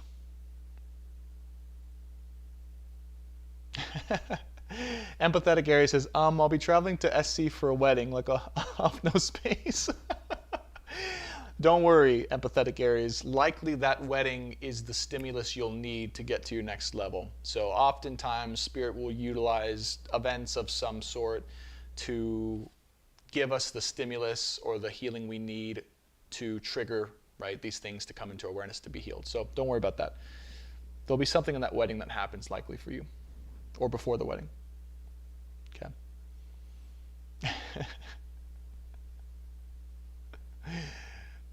Jessica said, I just started microdosing last week. Jessica said it, not me, everyone. I didn't say that. I did not say that word, okay? But I would say, just, I'm joking, but also it's in full transparency, since we're being transparent and open and honest. Microdosing specifically, right? Psychedelic substances of the natural kind, possibly mushrooms, have been extraordinarily helpful in me personally finding clarity in my own journey and opening up, right, my heart, my intuition, and causing the death, quote unquote, or transformation of myself in many, many ways, many, many times to get where I am now. And it's almost gotten to a point where, like, I don't even want to go beyond microdose anymore, because it'd be way too much out there. So now it's just like, okay, little tiny things, because if you're divine feminine energy and you already have this level of awareness and connection to Spirit, you don't need any more out there-ness, right? They're meant to bring you to a higher place of awareness.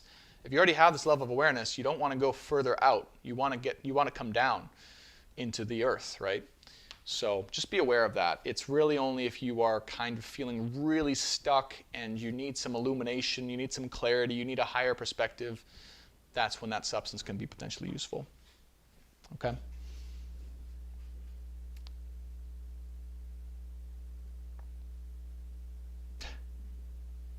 All right, let's continue on and finish this up. So we're going to go to March 14th, I think. We might need to go a little further, Spirit's saying. March 13th.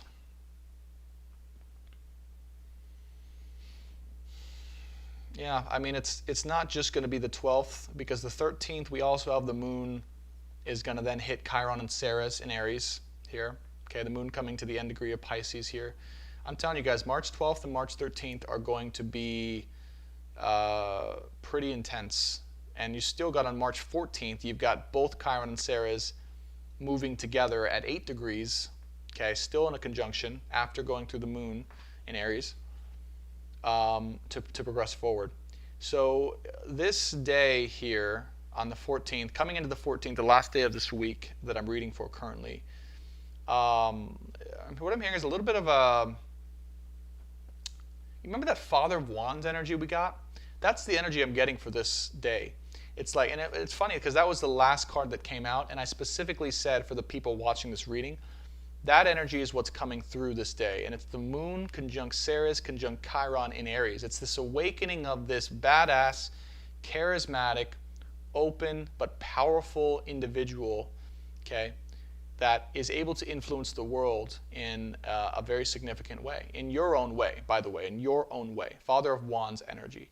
That is the opening of this. It's the opening of expression, the opening of your power, the opening of your ability to stand strong in who you are and to express and impress those around you with your gifts and your love. So the reason why Spirit's now it's all coming through, the reason why Spirit's taking you through this journey in this particular order is because Spirit didn't want you to just become a leader right off the bat without opening your heart fully. Yeah? Or having the strength of heart fully to stand strong in who you are on that level. Okay? They wanted you to go through this heart-opening, heart-destroying, and then heart-reopening journey first before being empowered with that Father of Wands energy, standing strong in who you are and expressing yourself to the world and influencing the world in your most powerful way with an open heart. And that's why we've gone through this journey this way in this particular direction. Okay?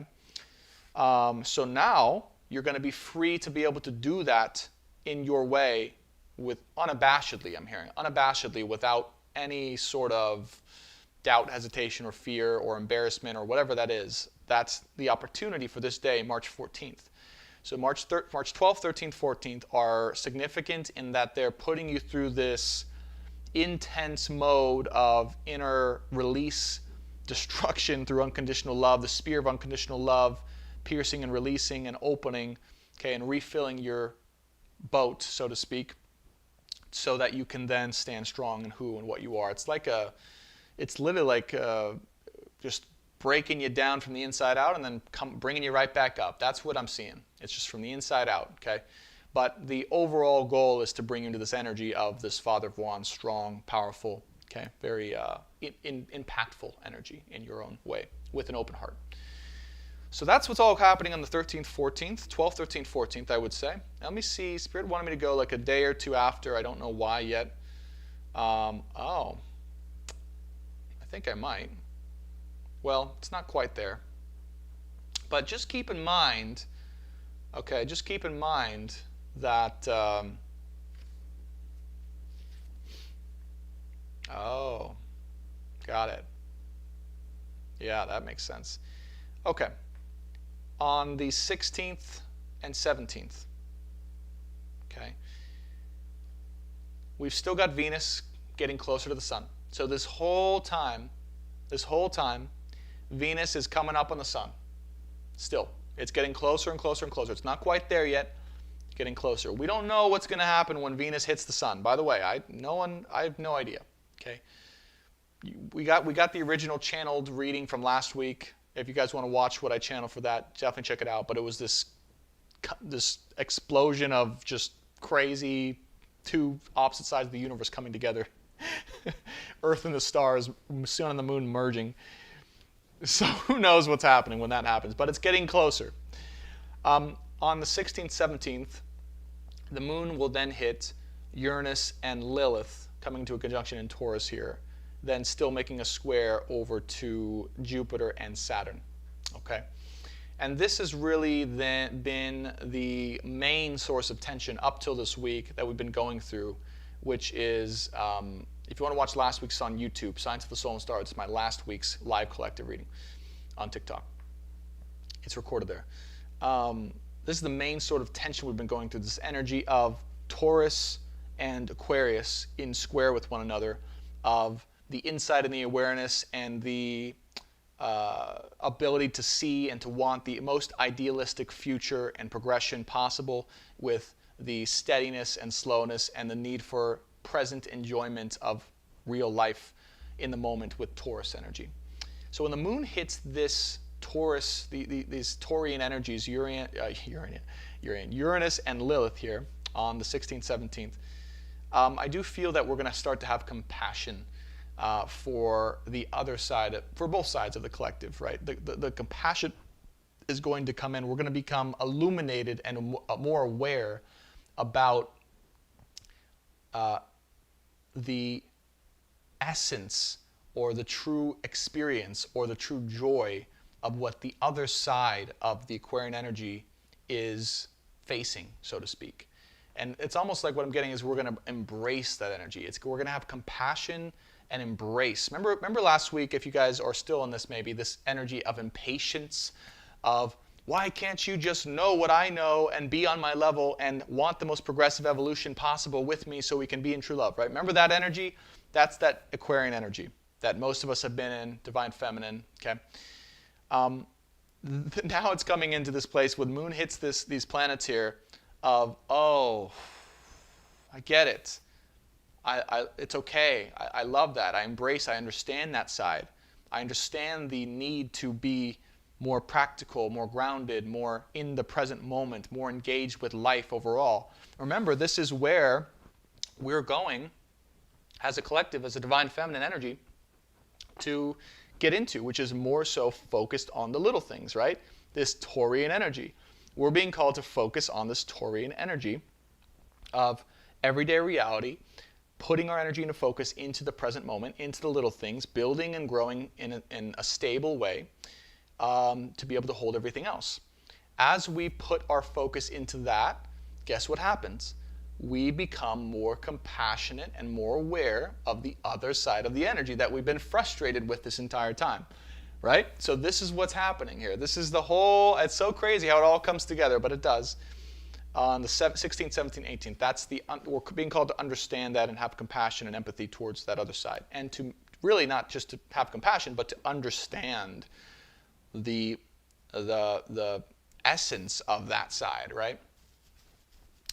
Because there is a powerful joy and essence to that side that's important for life. It's important to be grounded in reality. It's important to experience joy of the earth, of the little things, of the work, of the just the material things around us. It's important to know and understand the value of that, and to not even think about the greater picture or to think about these idealistic visions of what we want, to just be in the moment.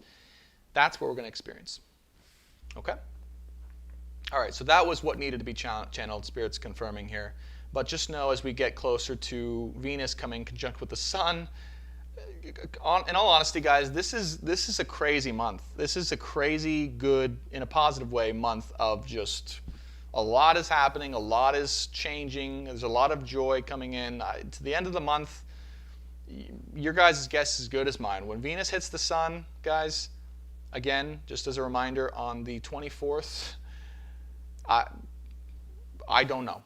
I really don't, because Mars is then conjunct on the North Node here on the 24th again. So it's just going to be crazy in a good way. We are definitely not going to be, not that we're the same after any day or any month, but we're definitely not going to be the same person after this month that we were at the beginning of this month specifically. So just be ready for that. And I'm going to go ahead and close that out and let that be for the time being.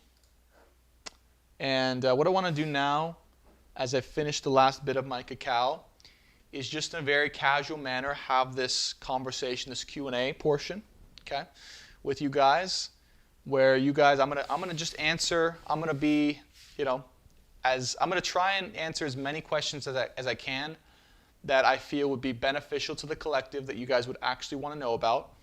They can be personal questions about me and my journey and my perspective and my experience. Okay, I'll get as personal as I think is appropriate with you guys without sharing any details I think would not be appropriate, and for the privacy of everyone involved, and or just questions about true love, the twin flame journey, science of the soul, healing, blah blah blah, all that stuff. Okay, so let's go ahead and open this now. And again, how this works is, please, I really don't want to answer personal situation questions. I don't want to do little mini readings on this particular live. So if you do send me a super chat, you're welcome to. Please make it about a good question that you're curious about for yourself, but you also think the collective would benefit from. If you do send a super chat, there's probably a higher chance I'll answer it, because obviously you've donated and your question gets to the top and I can see it easily. But I will answer also non-super chat questions. So if you have one in TikTok or YouTube, I'm just going to pull from both sides depending on where I'm being led. All right, and we'll do this for as long as we feel called, as long as I have energy. Maybe 20, 30 minutes or so. I don't want to bore you guys too much, but let me just have some cacao and then we'll continue on. I'll read some questions here. We've got a lot of questions actually in the chat, so I'm excited to see what comes up that you guys are wondering about. And again, for those of you guys new who are watching this for the first time, I'm going to aim this to be as educational as possible so you can gain an understanding of why you're in a true love journey and what it means.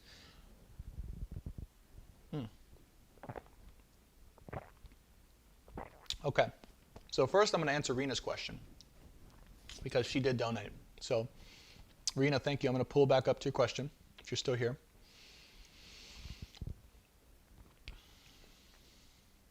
There it is. Okay, so Rena says, hi Rena. Whenever we go into Q&A, might you be able to explain the differences between the twin flame and beloved connection? Okay. All right. So you guys are going to laugh at me. If you guys have been following this channel for a long time, I have I've been saying or promoting the idea of this beloved connection. All right. and thinking that the beloved connection has been different between the twin flame connection. And then that there's been 3 different unique relationship types: the beloved, the twin flame, and the soulmate. Okay. I thought for the longest time, all right, that the beloved connection was one of the connections that I was specifically in, and that also that I was leading the collective for, that I'm listening to, or that is listening to me, right, in this collective journey. And since that time, you guys have seen that I've actually changed the nature of the channel to more of the twin flame collective and journey, right? And this is because of a personal, sudden, dramatic, and intense realization of truth that I had one moment, okay, when I was sitting on the toilet, of profound healing and realization that I was actually on the twin flame journey and not the beloved journey or connection. And the only reason why I thought it was a beloved connection was because I had learned from a friend, from her and their way of teachings about the types of relationships, okay? They had told me that this dynamic that I was sharing, even though it felt like a twin flame connection, was more likely the beloved connection. And from a logical perspective, it made sense. Because she was saying it's more opposite but equal, and it's more triggering, and there's often karmic work involved.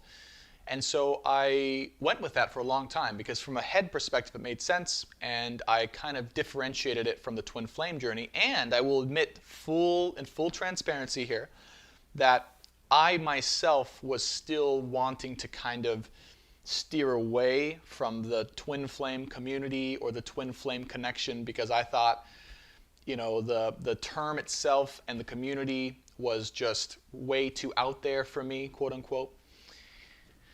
Okay, just being fully transparent, this is where I was coming from. I really wanted to, I really thought and wanted to be that it was something different. And then I had this moment where I literally felt my counterpart's energy like get more integrated into my own energy, into my own self, on my right side. I could feel her come in, and then like bond into my heart, and I just knew. I'm just like, this is my soul. Like this, we are the same soul. And as we heal, we are literally like coming into each other's souls and merging into each other's souls and becoming more and more as one. And I'm like, it's a twin flame. And I just heard like twin flame. It's a twin flame connection. And from that moment on, this was probably a couple weeks ago, I knew that everything that I had been thinking from the head that my connection was in terms of the beloved, and it's different from the twin flame, was just, for me, it was nonsense from that moment on. For me personally, all right? So what I've made of that now is that I do believe that there's different dynamics between twin flames, different intentions, different ways of manifesting these twin flame connections, but the essence of them is all the same, is that they are literally 2 parts of the same soul that either from the beginning of this lifetime came in together, okay, as different people, different incarnations, that through synchronicities in life and their electromagnetic attraction find each other and trigger each other's greatest potential and work on this earth and spiritually to rise to the highest they possibly can. And part of that work is on earth, right? Now, even though there's different ways these can manifest, I personally believe that the collective energies right now and the dynamic that the twin flame collective is going through is equal but opposite energies, meaning that your counterpart, your twin flame, your person, your soul connection, will represent themselves to you as someone who appears to be opposite, on the opposite end of the spectrum. If you are spiritual, up in the clouds, idealistic, and expressive, they're likely quiet, practical, reserved, and much better organized. right? And vice versa. And because of that, they trigger the crap out of you and you trigger the crap out of them because literally you're just the opposite part of the same soul. And it's the part of your soul that you have disowned or disintegrated. I don't know if that's a word, but not integrated, right? And as you open yourself to this part of your soul again in yourself, the external reflection of this comes to you through their manifestation into your life. And it's just a re-emerging of you coming together as one person and one unit and one relationship, okay, as one soul. So, to make a long story short, Rena, in my own personal evolution, I've realized that, oh my God, I am literally leading the twin flame connection in this way, not the beloved connection. It's a twin flame journey. It's a twin flame connection, and through this connection. By the way, I just want to put this out there.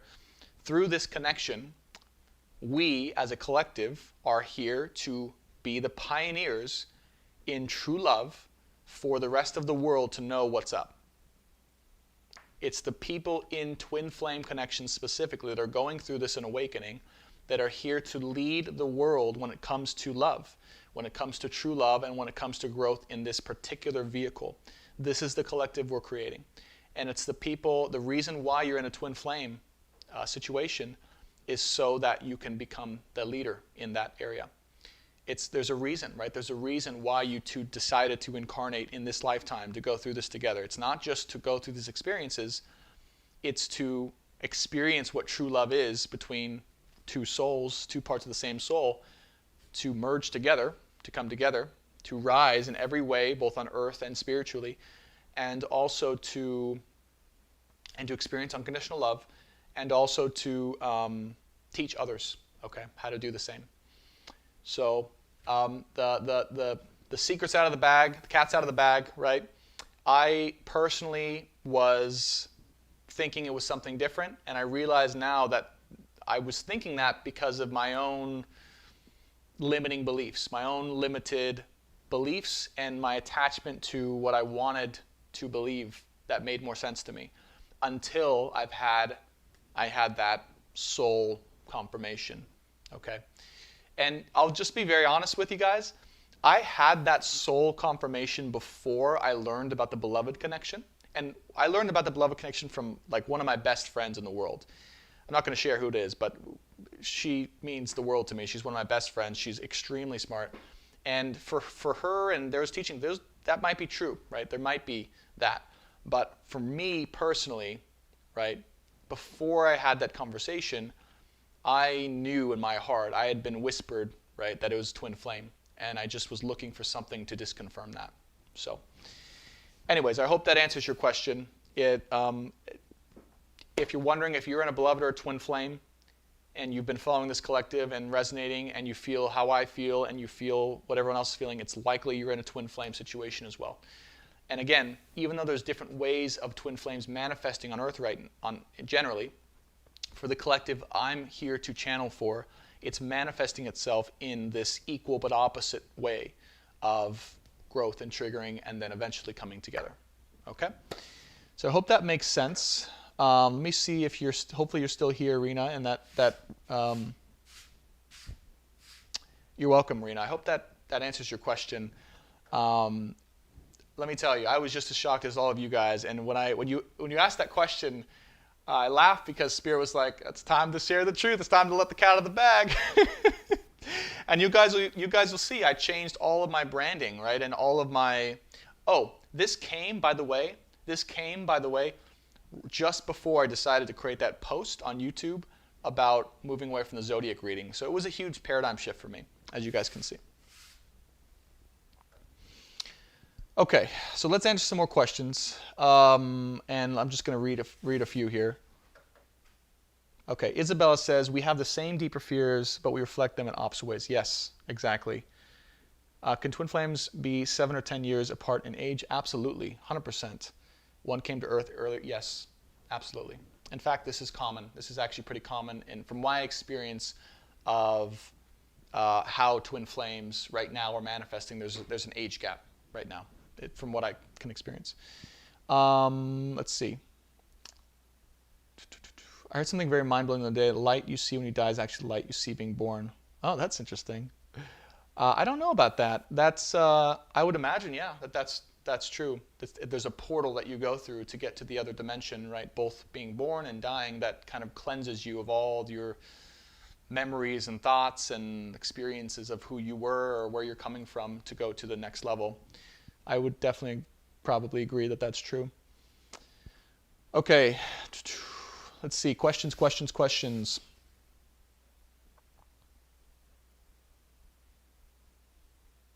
Lori, I'm glad I answered the question. Looks like you've been asking that question a little bit. Yes, Isabella says opposite but similar in some ways. Yes, okay. Another thing I want to clarify. When I say opposite, I mean so you guys have the same overall frequency, meaning you guys are equal, okay? You're the same soul. You're the same soul match, soul frequency for each other. But what happens is the ways in which you express, okay, the ways in which you express your way of being or your beliefs or your fears or your desires are opposite. But you have the same shared values or deep values or beliefs or just ways of being. Even life path. Here's another thing you guys can look at, is if you have, and you look back and you talk to your twin, they have had a similar life path to you, at certain time periods, particularly 2012. If you guys look back and ask your twin or your counterpart at some point in the future what happened to their life in 2012 and look at what happened in your life in 2012, you'll know something happened. In fact, I don't know this for sure, but it feels like there might have been even the start of the twin flame journey in 2012. And I'm getting a confirmation that that's true for this collective. And even there's something that happened that caused your soul to split, to split into each of the people, right? The external reality of the people, to then cause you guys to go through the lessons to come together. I don't know. For me, that feels true. It might be true for some of you guys. But look back in 2012, see if there's some experience that brought you out of reality as you know it. Was something very traumatic. Could have been a surgery. Could have been a panic attack. Could have been a experience where you kind of lost yourself. All those things. Okay, let me see and answer some more questions. So, are twin flames mirrors of each other? Yes. Yes, 100%. Oftentimes, the things that aggravate us the most about our twin are the same exact things that we inside of ourselves have to see about ourselves to heal. That our twins are simply reflecting back to us. So that's why it's so crazy, because even the things that seem most outrageous about what our counterpart's doing or saying or being is the exact thing that's being shared that's still within us that we can heal, look at, or come to terms with, that once we do, healing occurs both within ourselves and within them as well. That's why. Because when you do that healing, when you integrate more of that part of your soul, you are healing their soul at the same time, that part of their soul at the same time. Does that make sense? That's the connection. As you heal, let me say that again. As you guys have this reflection from your counterpart back to you in the external reality of something that triggers you in some way and damages you or hurts you or whatever, you go in hermit mode, look at that part, heal that part, bring in unconditional love, get clarity, heal that wound or whatever, and you restore that part and raise its vibration. That part of you, which is also a part of them, gets healed and then heals that part of their soul at the same time. And then, see, so that's how it works. So yes, to answer your question, right? That's how you guys do that. That's why the healing's so important. All right? Suzanne's so grateful for Brandon. We should click thumbs up. Oh yeah, thank you guys. If you guys want to like the video on YouTube, I would appreciate it. Thank you so much. Paulatina donated $50. Thank you so much, Paulatina. That's very, very kind of you. I think that's a different currency, but it's still very generous. Thank you so much. It's $50 of SEK. I'm not sure what currency that is, but thank you. How can I call my angels and energy to give me some good vibes or help me to take good choices? Okay, good. Good question. So here's something that most of us may know, but some of us may not know. We all, every single one of us, no matter what end of the spectrum you're at, we have angels and spirit guides to guide us in this lifetime and in this love connection. All right? There are even angels that guide specifically the connection that you have with this person. There are your personal angels, your personal spirit guides, and for most of us, I'm hearing angels that guide the connection between you two. All right? So what you can do is angels and guides are very, very firm when it comes to this. They will not interrupt or interact or just come in without your permission expressly. And you have to call upon them with the power of your voice, because your voice is your vehicle to expression, but also to command and to desire, so that they can receive energetically. So you're putting energy out through your voice that gives them the permission, okay, to interfere in a positive way. You can also do it in your mind or your intention, but I do find it's more powerful through your voice. So what you want to do, Paulatina, is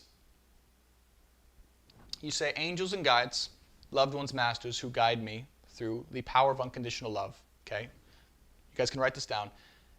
Calling in my angels and my guides and the ascended masters and angels, specifically who guide me in this area of love. Calling upon you now for assistance and clarity and healing in this moment to help me see the truth and the healing that I need to know and to have right now in this moment to help me progress in this connection. Help me to see the truth and to see the light and to see this connection from a higher perspective. What is the truth I need to know most at this time? Please share with me. Something along these lines. It doesn't have to be word for word, but you guys can see I put my own, because I do this all the time. I do this all the time. It does. Someone said, say it again. You guys, it doesn't need to be word for word. It's your own way, but you guys have the power to say, and you have to address them. Say, angels and guides.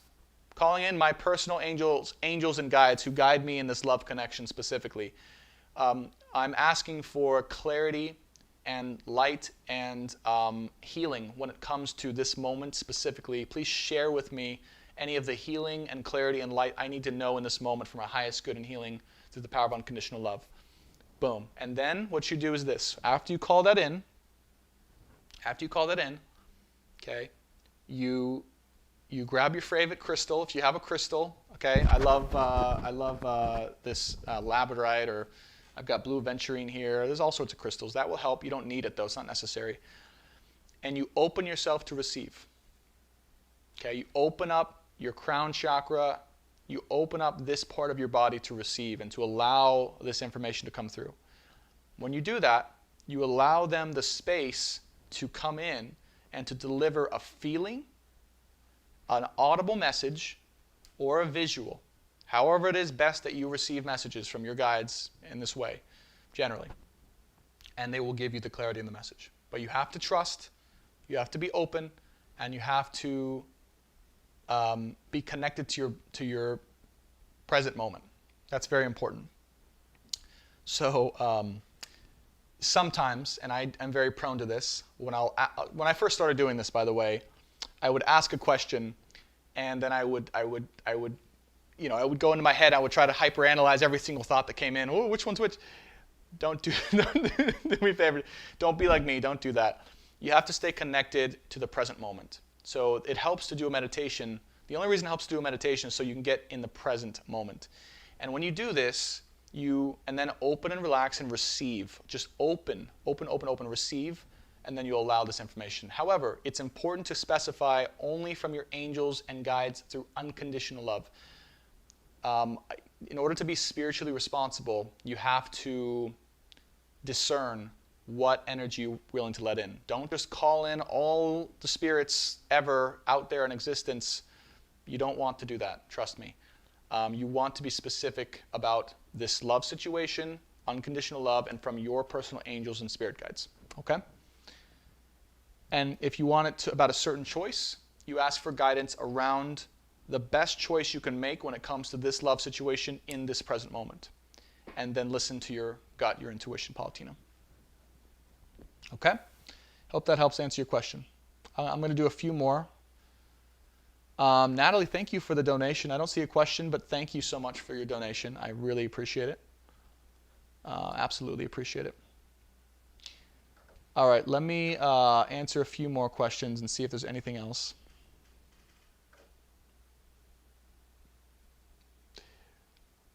And I'll probably be getting off here. It looks like we've gone almost 2.5 hours, so it's probably time to start to skedaddle here. Yoel asks, so Sana says, being present meaning empty mind. I would say it doesn't have to be empty. So what I'm getting here, Sana, is the part that's frustrating for a lot of people is they think they have to have just a still, empty mind. They have to empty their minds of all other things besides this guidance. And that's not the case. I certainly don't go into meditation or get guidance when I have a completely empty mind. Not at all. What I do have is a present mind. Okay? A present mind meaning that nothing else other than what's happening in this particular moment internally and externally is in my awareness. Everything. And that combined with relaxation of the body, specifically the body for me and probably for you. And when you do that, then you'll know. Spontaneously it'll occur, even if it takes a few moments. Sometimes they wait like 4 or 5 or 6 moments before coming in to make sure you have an empty vessel to receive. Or yeah, I mean basically like you're in the present moment to receive. But don't try and consciously clear, empty your mind to do this because that never works. It never has worked for me. It's more so about being present. And you can do this by staying connected to your body. So I'll say this for anyone curious, is if you have a hard time staying present or receiving the guidance, it's because you're not fully connected to your body. And if you can connect to your body and be still within your body, your mind will become still too, automatically. So again, it's not about forcing the mind to be empty or still, because then you're still in control. You're still holding on, right, to some way of being. It's about connecting into the body, feeling the stillness within the body, and you guys just saw my energy right there. My whole body sat back and open to receive. If you can do this and be still within the body and open your body to receive, you can receive. So that's the best way I can explain it. Okay. Sober Girl says, do the triggers go away once we are together? I would say no. It's more of an awareness of the triggers. Okay. So, and again, just know that I'm with you guys when it comes to, I haven't, we none of us have, if we wouldn't be here really if we were experiencing, I don't know, this true love union at this moment, okay? So, tangibly, I can't guarantee or know what's going to happen, but what I can channel right now in this moment is that the triggers will be there still because you're always going to be growing. Even when you're together, you're still going to be triggering and growing and getting higher all the way, but you're going to have a better awareness of the triggers and how to work through them. So even when you come together, it's not like things are going to be like magical and perfect all the time. No, this is still a real life relationship. It's just that you're going to have this relationship where you know what it is, you both know what it is, you both know that you're naturally going to trigger each other sometimes, and that when that happens, you know how to handle it and work through it together and individually. And then through that conscious progression of both of you through the relationship, you both can grow to where you need to be. Okay? You're welcome. Christina says, what if your twin flame doesn't do the work? Will you just be alone in this lifetime? These are the last couple questions I'm feeling, guys, because it's going to be about that time. So I'll answer like 2 or 3 more. I might want to take some from TikTok, but we'll see. I haven't really paid too much attention here. Christina says, what if your twin flame doesn't do the work? Will we just be alone in this lifetime? All right. Here's a very important question. Thank you for asking that, Christina. If you are in a true twin flame connection, okay? If you are in a true twin flame connection, a couple things with this, where you've had these realizations that you two are the same soul, that you two are bonded in ways you can't even imagine to describe in real life, okay? Because they're just so magical and crazy and kind of unbelievable. If you were really in that connection, as you do the work, energetically, your twin does the work alongside and with you at the same time. I know it sounds crazy. I know it sounds magical. It is. That's a twin flame connection. As you do the work that you need to do, your twin is also simultaneously, through your work, doing their work, and through their work, you doing your work at the same time. And that pulls the connection along. That's why the Divine Feminine, who is the majority of people on this channel, is the leader when it comes to bringing union together for the Divine Masculine and Divine Feminines, because she has been cursed and blessed with the awareness of the truth of this, more so than the Divine Masculine, generally. And because of that, through her choice and awareness, can manifest this through her continued dedication, work, and persistence. Okay? If you're not in a true twin flame situation, meaning you're in a soulmate connection, again, nothing wrong with a soulmate connection or a life partner. There's nothing wrong with that. That is two different souls that are harmoniously able to help and complement each other and engage in love with one another to accomplish whatever goal they intended in this lifetime. And their polarity is set for that, meaning that as soulmates come together, they have some intention that they had prior to this life or intended on in this life to live out. And once they live out that intention, their polarity disappears, and then they are supposed to separate, which is why a lot of marriages that were soulmate marriages, once the contract's completed, the polarity, the spark, the energetic excitement that accompanies that connection goes away, and it's just this, passionless, sexless marriage, is because it's like they've stayed together throughout physical marriage, but energetically they probably weren't really in it, so to speak. That's soulmate. So I hope that answers your question. Okay. Christina, you're welcome. All right. A couple more questions here, guys, and then I'm going to get off, and this video will be posted here. We had another, by the way, just a side note, a record-breaking live today. I think we went over 120 people on YouTube today, which I saw 111 multiple times. So congratulations to all of us, all of you on TikTok, YouTube, everyone who's supporting. You guys are amazing. What an incredible collective.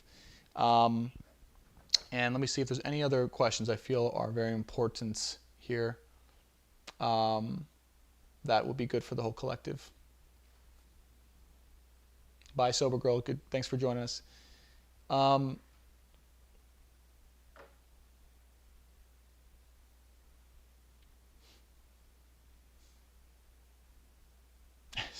Shelly.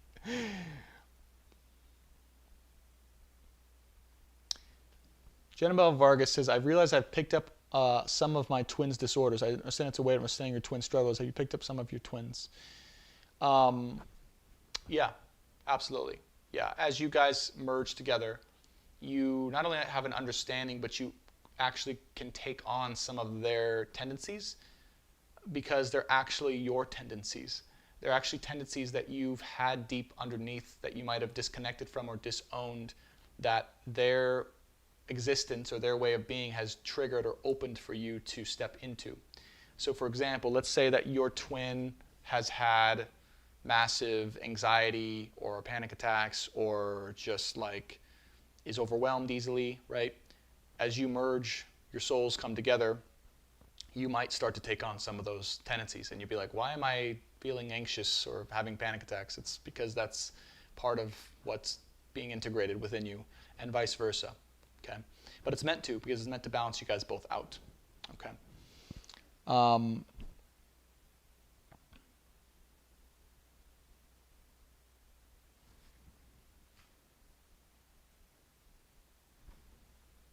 Zandy, I was questioning this earlier, why I had to continue to lead in healing for both of us. I feel like I've done so much healing. You're welcome, Zandy. I'm glad it helped. Sana says, so which is better, twin flame or divine soulmate? Neither one's better. They're just different. Divine life partner or soulmate is just, in my experience and opinion, it's a harmonious, different soul, different life connection, okay, that is complementary and easier and easy and harmonious, okay, to help you both be supported mutually in your own respective lives. But there's always going to be that separation or that separateness that is intrinsic to a soulmate connection, because you're not the same soul. You're different souls, you're different humans. You just have the ability to be complementary to each other in your life, and you might even have a certain soul contract with that person to engage in certain things or be together with them in a certain way that is helpful for both of you, or to have a certain experience, right? And you have a polarity for that. But again, and neither one's better. I'm not saying you're not good or worse than if you choose a soulmate or a divine life partner or a twin flame. They're just different. Twin flame is, you guys are the same soul. Like, there's something about it that's just that. And it's hard. It's very hard, as you guys know. But it's the greatest journey of your entire life. And that's what we're all on. So I hope that helps clear that up. And let me do 2 more questions here. Tiny Hearts, I see you asked the same question. I hope that makes sense about the difference between a twin flame and soulmate. They are very different. And you can have multiple soulmates, by the way. Multiple soulmates in general. Okay? Multiple contracts, multiple soulmates. You can choose between soulmates. You can't choose between twin flames. There's one twin flame. And if you incarnated with them, you incarnated with them, basically.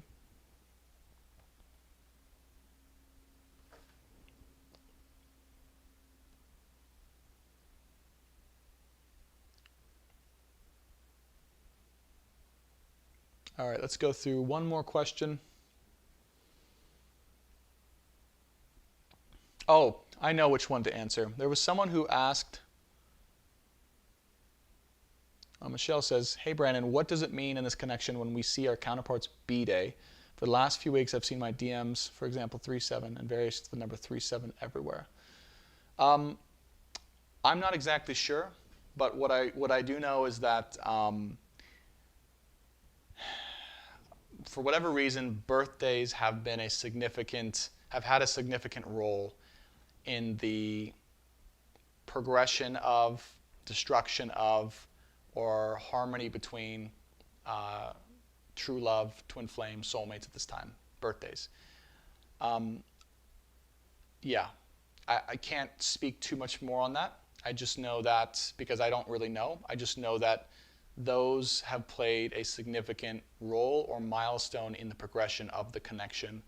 And it's likely, maybe what I'm getting for you is it could be a reminder for you to have some sort of awareness that it's coming, or to just have some focus on that day in particular, and also to be conscious of what it may mean to both of you and to your person in particular, the significance of that day. Okay, so just know that. So birthdays are, for whatever reason, a significant point of attention to have in these connections, in this collective at this time. Okay, and the word that keeps coming to me is milestones. So they're milestones for progression, either your birthday or their birthday, or vice versa. Okay, I feel like they're just they're basically a significant. They're kind of they're a date or a number that each of you know or is aware of, even despite maybe separation or lack of communication that's coming. That is like adds an emphasis or a pressure or a need to kind of right? It's like a trigger. It's a natural way of a trigger of movement in some direction, emotionally or energetically. There's something there with it. I don't know. I can't put my hand on it. Just that's the feeling I get, because I've got a lot of people that have said that birthdays have been just a major thing in this journey. Okay, that have marked a lot of triggers, progress, destruction between the two. Okay. Okay, the last question I was going to answer is this one.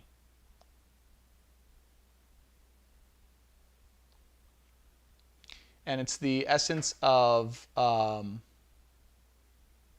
Sana, it's your birthday tomorrow?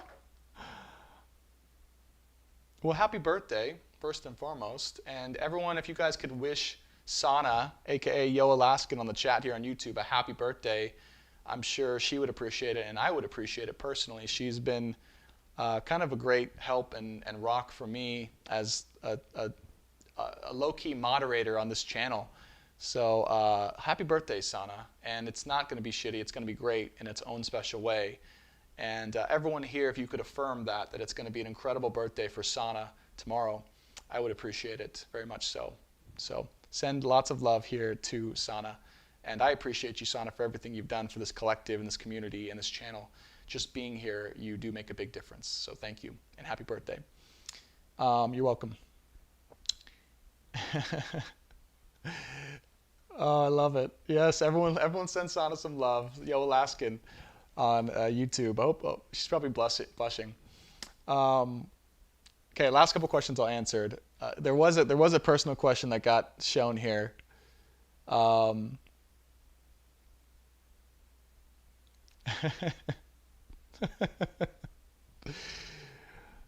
We had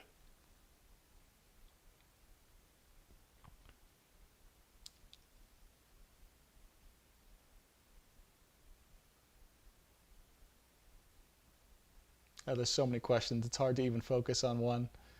But I think someone asked me how long I've been in separation from my twin. For me, it's been about, I think, gosh, I've lost track of time. It's somewhere around 6 months, 7 months now. For me, was the start of this whole journey. And but coincidentally, that was the start of this channel, really. I mean, about probably 4 months ago was the start of Science of the Soul and Stars. So my journey it's given me the greatest possible gifts ever in my life. It's been the hardest thing ever, but it's also transformed every aspect of who I am as a man in the most incredible of ways that I cannot be more grateful for. Through all of the turmoil, all of the change, all of the sadness and the frustration and all of the stuff, it's truly made me the best man I can be, and has actually been the stimulus to create all of this that you guys see here from my counterpart. So, much love to her, wherever she's at, whatever she's doing, much love to her, and appreciation and gratitude. And, yeah, I mean, you guys wouldn't be seeing this here if it weren't for separation, if it weren't for the stimulus of separation. I would not probably have created this channel. There wouldn't have been a need to, right?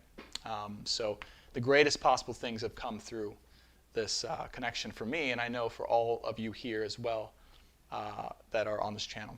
So take a moment if you want to reflect on that and just know, even though it's been difficult, how many good things, how many amazing things have come through your journey with this person, and particularly your separation, okay? And the goodness that's come through because of it, no matter how hard it's been, okay?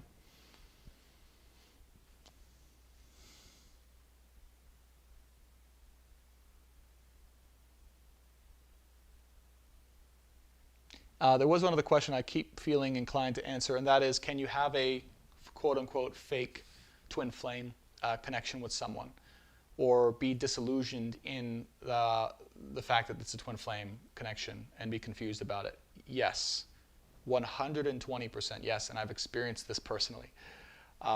There was one person in particular, just before I met my person, my counterpart, that came into my life spontaneously, that from every way of being, from my head, even through the astrology of it all, I was like, this is my twin flame, right? Like back then, this was years ago. This is probably 2 years ago, year and a half ago, something like that. I don't know. And I was like, this is my twin flame. And I even like was telling people about it. I was like, so excited. And it really did seem like that. Like this, the way it happened, the spontaneity of it, the astrology of it, I just was like, but what I realized was it was the last little bit of me coming into a manifestation of what I thought I needed to have or wanted in my love life. It was let me repeat that. It was the manifestation of what I thought I wanted in my love life through conditioning to have and to be with, that I needed to go through and experience in order to be able to actually engage with my counterpart after that. Okay? So, and it was like just before it happened, my mind thought it was, and it was just everything I needed to go through to be really clear about, or just really open, I guess, to the next real meeting. And I really didn't, after that, I learned, I was like, okay, maybe this is an illusion kind of deal. After a while, I would say, I don't know how long it was, 3 months, something like that. And then get into this real connection, and I had no idea what it was for the first, or a long time, 6 months, 8 months, I had no idea. I'd only learned really the truth of it. You guys just heard, I just realized 2 weeks ago that it was an actual twin flame. So I didn't know what the hell it was. I was slowly learned the truth over time. But, as I'm sure she did, but too.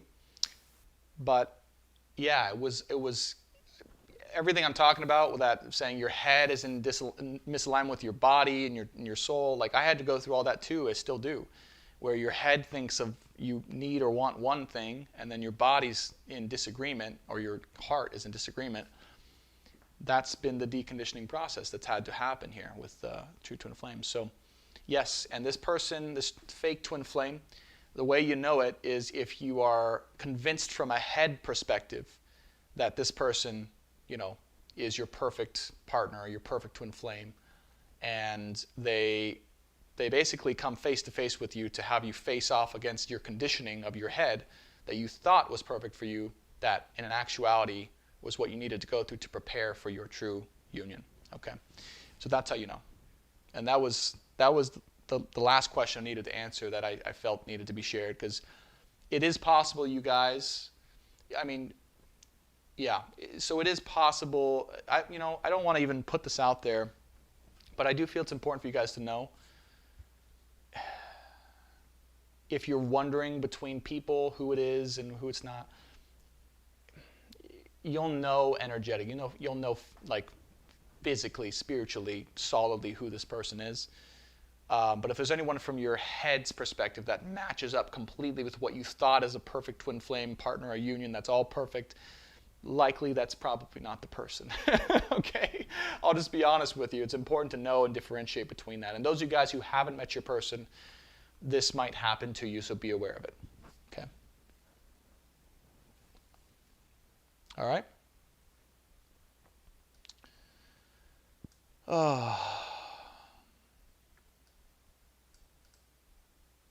Sana says, so the mushroom trip thing was fake? Which mushroom thing? Which mushroom thing?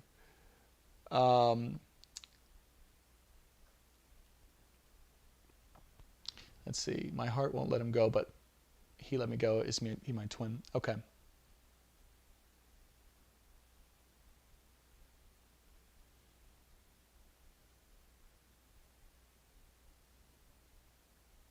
Okay, good.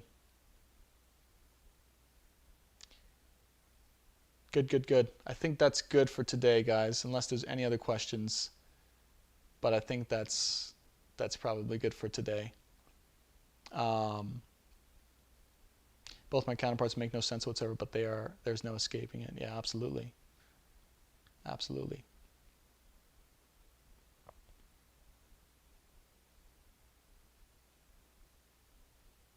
All right?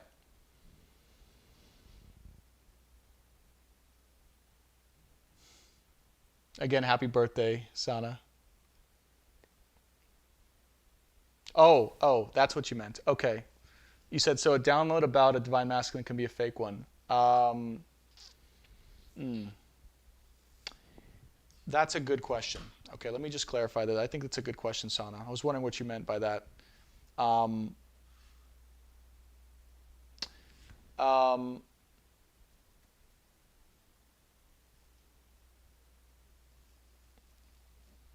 no. No. Okay. So let me be clear. When this whole experience of the fake, again, she's a wonderful person, the fake twin flame connection that I had made up in my head, when that happened in the past, years ago,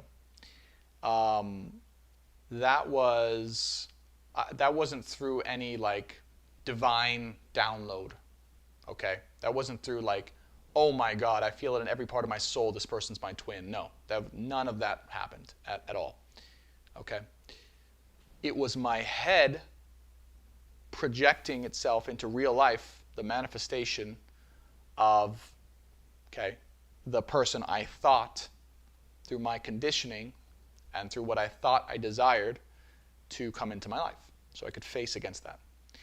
But I never, so I thought, yes, I thought, oh, this person matches up with what I've read about twin flames or divine partners, or my head was like, I happen to be learning more about twin flames before this, and then magically this person comes in, and she appeared to match all of these things I had read, and so I was like, that's my twin flame, right? No, that's not how it works. When you have a feeling, again, in your body about someone from your soul, and I know it's hard to describe, but from your soul, that confirms on every level, every cell in your body, that this person is special, that this person is for you, and that this person is part of your life journey, and that you are with them, no matter what. That's how you know. That's how you know. So, it depends what you mean by download, but again, what I would say for you, Sana, is you have to differentiate between what your mind is trying to tell you, okay, versus what you feel in your body, okay? So it's very much, it has to be separate. And yeah, here's the deal, is that if you really, like, let's say you're just like, you're thinking, you're like, this person's my twin, they've got to be, like, I know it's them, but there's no feeling connected to it, that will happen sometimes, so that you can have the experience, as I did and as many of us have, to be with that person who you thought was your person from the head, so that you can realize, right, and then meet who your real person is, by be open to that. So oftentimes what will happen is you'll go through that experience with this type of person that you thought you wanted, and then like nothing happens, or you're just not attracted to them as you thought you would be, or it just doesn't work out and it's just like not what you thought. And then you meet your real person, and then it's like, holy crap, like this is so different, but something I didn't expect. And that's how you know. So what I would say is just allow life to progress into flow wherever you're led, but trust and know as you go that these experiences you're going to have will always lead you to your true person eventually. But sometimes you have to have certain experiences with certain people in certain ways so that it can awaken you to the fact that you're still needing to live out the experience of what you thought was best for you, so that you can discover your true person or realize what your true person is. And the other thing I'll share is many of us, our counterpart, has had to do exactly this, possibly with a third party in this period of time, like to go through this experience with someone they think from their head is better for them than their actual soul, only to realize that there is no other person other than their soul twin flame that is really for them. So anyways, it's the same thing that we've had to go through too. And again, Sana, who knows, but that could be a possibility. Okay, good, there you go. See, Sana you just said, I got an image of him out of nowhere when I was not expecting it and felt my true self source. That's what I'm talking about. It's not just the image, it's the feeling. It's like, oh, this person's home. Oh, this person's me. Oh, this person's myself. That's it. That's a confirmation. So trust that, Sana. Trust that, Sana. Okay? I haven't been following the conversation. Isabel says, oh my God, yes, my legs were shaking the entire time. I don't even want to follow up and see where that is just coming from or going. Okay? All right. Here we go. I'm feeling tired, but I love answering questions. So I don't know how, if there's any other questions that really called me, I'll read through them real quick and then I'll stop. Gone almost 3 hours, for God's sakes.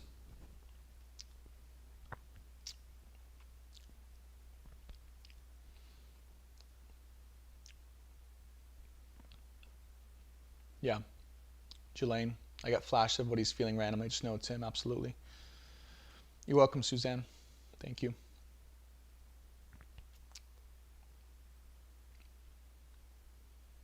Suzanne says, when you're channeling, do you hear voices from your guides? Not necessarily. I get more of a knowingness from my brain or my soul, like a knowingness of what they want to communicate. It's almost like they download it, and then I have to kind of translate it through my own brain after that. It's interesting.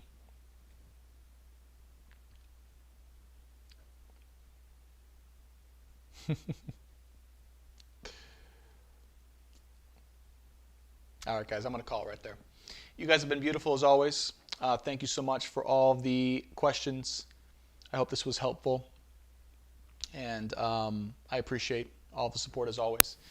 If you guys want to work with me or to be more involved in some way, shape, or form, okay, I will be putting out, I haven't yet, so forgive me, a 5-part mini astrology course or series on my email list. So if you haven't subscribed to my email list, know, or if you have, know that that's coming soon. I'm working on it right now as we speak.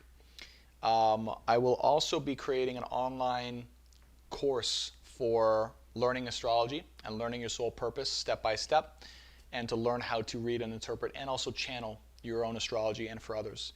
So if you guys are interested in that, let me know, and I will put you on the first to know list. You can go to my website, brandontobias.com, for upcoming events. We have one on March 20th for the live meditation over Zoom with live Q&A, very personalized, much smaller, so you guys can get your questions answered. Live meditation, mythological story, live astrological breakdown. Should be an exciting one since we're getting closer to the March 24th Venus-Sun conjunction. Crazy. Of course, right, if you want a one-on-one clarity session with me, you can check my website out, and it's basically a 60-minute clarity session where I channel the guides to answer questions specifically for you and your situation. Channeled tarot, recorded readings, or astrology readings, all that stuff is available on my website. Check me out on Instagram, btspeaks, and if you haven't already, be sure to subscribe to this YouTube channel and follow me on TikTok, br_tobias, Instagram, btspeaks, and be sure to hit the like button on this channel and video. Helps this channel grow to guide more people. But overall, I just want to thank you guys again for your engagement, for your support, for your donations, for your kindness, for your questions. I love the format for today. Let me know if you guys like the format for today, or if you prefer the old style, or what you guys want more of. I'm really starting to open up to new things here, I would say. But I did enjoy this. I thought this was cool. And hopefully we'll do some more in the future when I feel called. Okay? So, yeah, thank you guys for everything. Know that you guys are part of the inspiration for me, the fuel to my fire, to be able to shine brightly and to continue to stay focused and engaged for the world and for myself and for my own situation that's going on in love and in life. So thank you. And I will see you next week. Be sure to share this video if you think it would help someone else or benefit someone going through a similar situation in love.